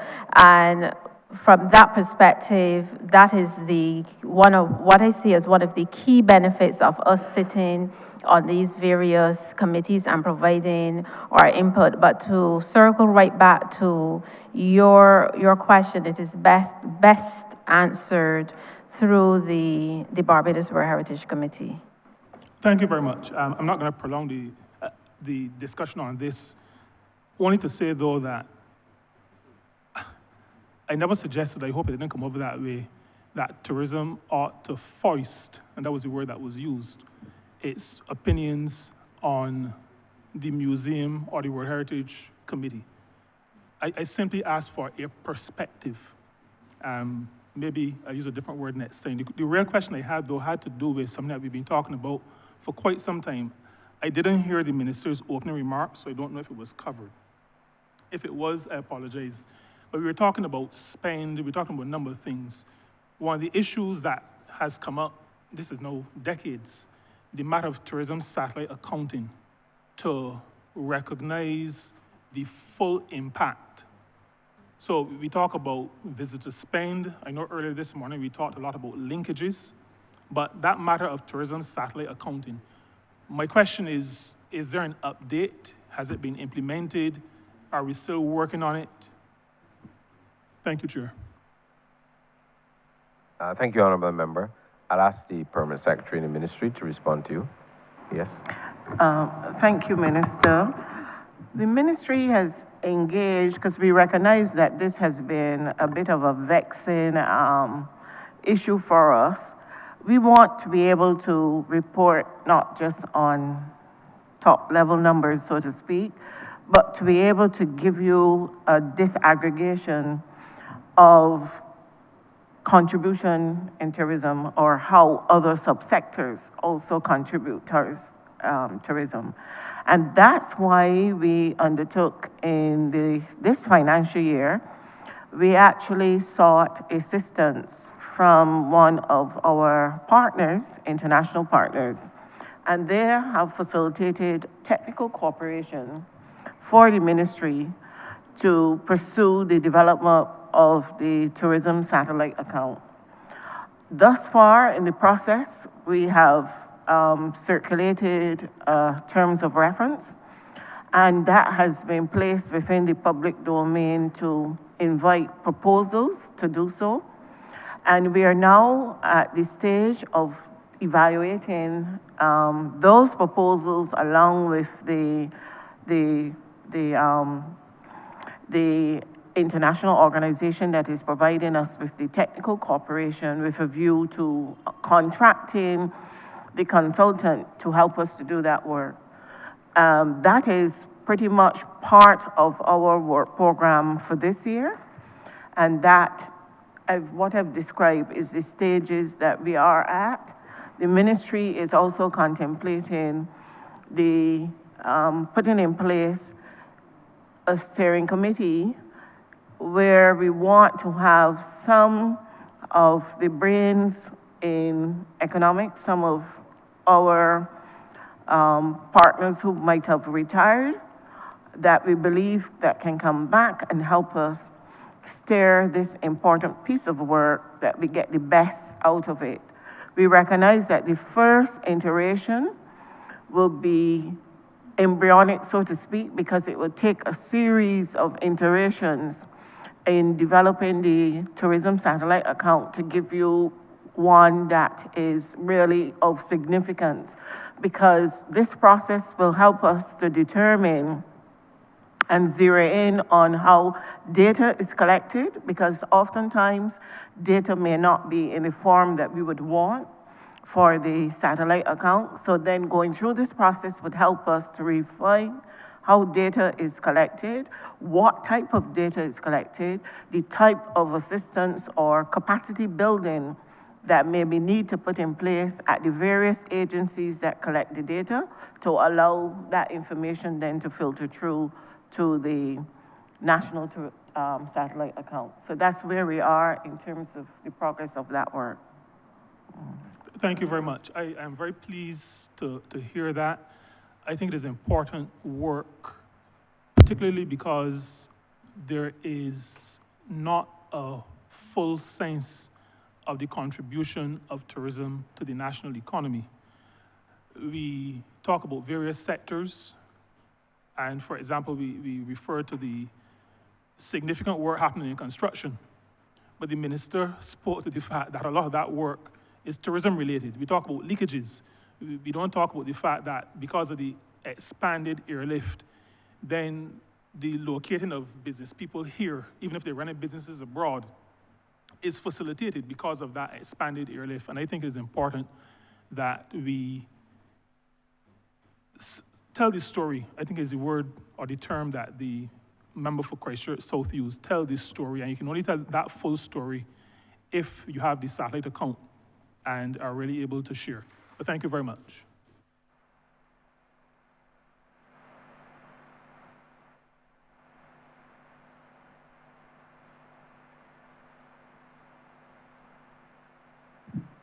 Honourable Minister, you may now wrap up.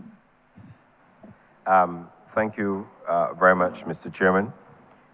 Let me thank honourable members for the questions they posed and recommendations made.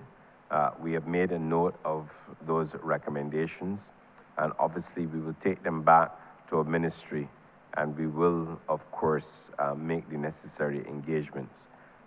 We will, going forward in this year, focus a lot on our capital expenditure projects. Capital expenditure projects would relate not only to the Barbados Port Inc. and the Grand Ems International Airport, but also to the International Transport Division. We will move at a pace to ensure that we execute these projects. We're executing them because they have a direct relationship with technology, and we also have to ensure that we engineer these projects in the shortest possible time so the country can continue to benefit. We are going to continue our focus on emerging markets. It is very necessary that we focus on emerging markets to continue to grow our tourism sector. The branding of Barbados is also critical to us, and how we focus on the branding, protecting our core elements and ensuring that the Barbados brand remains exceptionally strong in the marketplace. We will continue with our program of route expansion. We will continue to work with the market directors in our respective markets, and also working with the ministry to ensure that we devise the appropriate strategies and policies to build on our successes thus far. There's still a lot of work to be done within the ministry, but I'm confident that over the certain period that I've had the opportunity to lead the ministry, we've made remarkable progress. We've attained some of our goals, and we will continue to ensure that we continue to meet those goals that are critical for the success of the tourism sector. I want to take this opportunity as well to thank the team here at the Ministry of Tourism and International Transport, the associated agencies within the portfolio, and certainly all of those who contribute to the tourism sector for helping us to accomplish what we have accomplished thus far. As I indicated, there's still a lot of work to be done, but we believe that laser-like focus will continue on this ministry. We make it look as though it is very easy work, but I must tell you and tell all of those who obviously don't know the intricacies of the Ministry of Tourism and International Transport, that it is a mammoth task. It is a big job at hand. And notwithstanding that, whenever we call on the officers within the ministry and associated agencies to ensure that they contribute, that they do so, the fact that they continue to do what they do, the fact that they continue to come to work and work hard, is not only a contributing factor to the patriotism as Barbadians, but also as a people who believe that we can build out the tourism sector and make it even better. We will continue to drive our earnings from the sector. We will continue to ensure that we that those who benefit from the sector, that we continue to flow through in the tourism sector so that people, the ordinary man or woman, as some people refer to them, will continue to benefit from the sector. So I know that the staff, and they always tell me I work them very hard, and they will smile and they will say that as well publicly. But I really want to say thank you.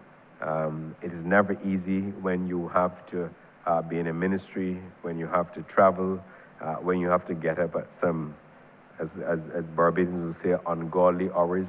Sometimes 3 o'clock in the morning to catch a plane, to get back home and to crisscross airports. When you have to get out of the aircraft when it's extremely cold, when you have to go through snow, when you have to, if you go into Dallas in the heat, in the sweltering heat, and you get off and the heat hits in your chest, we do all of that. And it has happened. We do all of that because we believe that we have to build out tourism. It is a very competitive space, and as a result, it requires not only strategic thinking, but it also requires tactical initiatives as we continue to build the tourism. So we will come to work, Mr. Chairman, as a team, and we will continue to build out the tourism industry for all Barbadians. And with that, Mr. Chairman, I ask that Head 27 stand par. The question is that Head 27 stand par. All honourable members in favour, say aye. Honourable members against, say no. Methinks the ayes have it. Honourable Leader of Government Business. Yeah, Mr. Chairman, I beg to move that you do now report progress to His Honour the Speaker and beg leave to sit again. Beg second that. The question is that I do now report progress to His Honour the Speaker and beg for leave to sit again. All honourable members in favour, say aye. Honourable members against, say no. Methinks the ayes have it.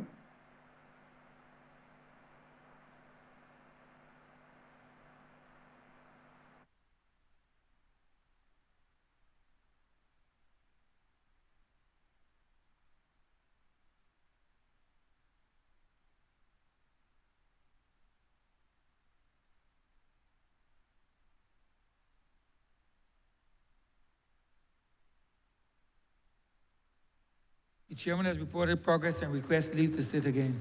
Honourable Leader of Government Business. Thank you, Mr. Speaker. I beg to move the suspension of the House until tomorrow, the 11th of March at 10 a.m. The question is that this Honourable Chairman will be suspended until tomorrow, the 11th day of March, 2026 at 10 a.m. in the forenoon. All those honourable members in favour, please say aye. Those against, please say no. Me think the ayes have it.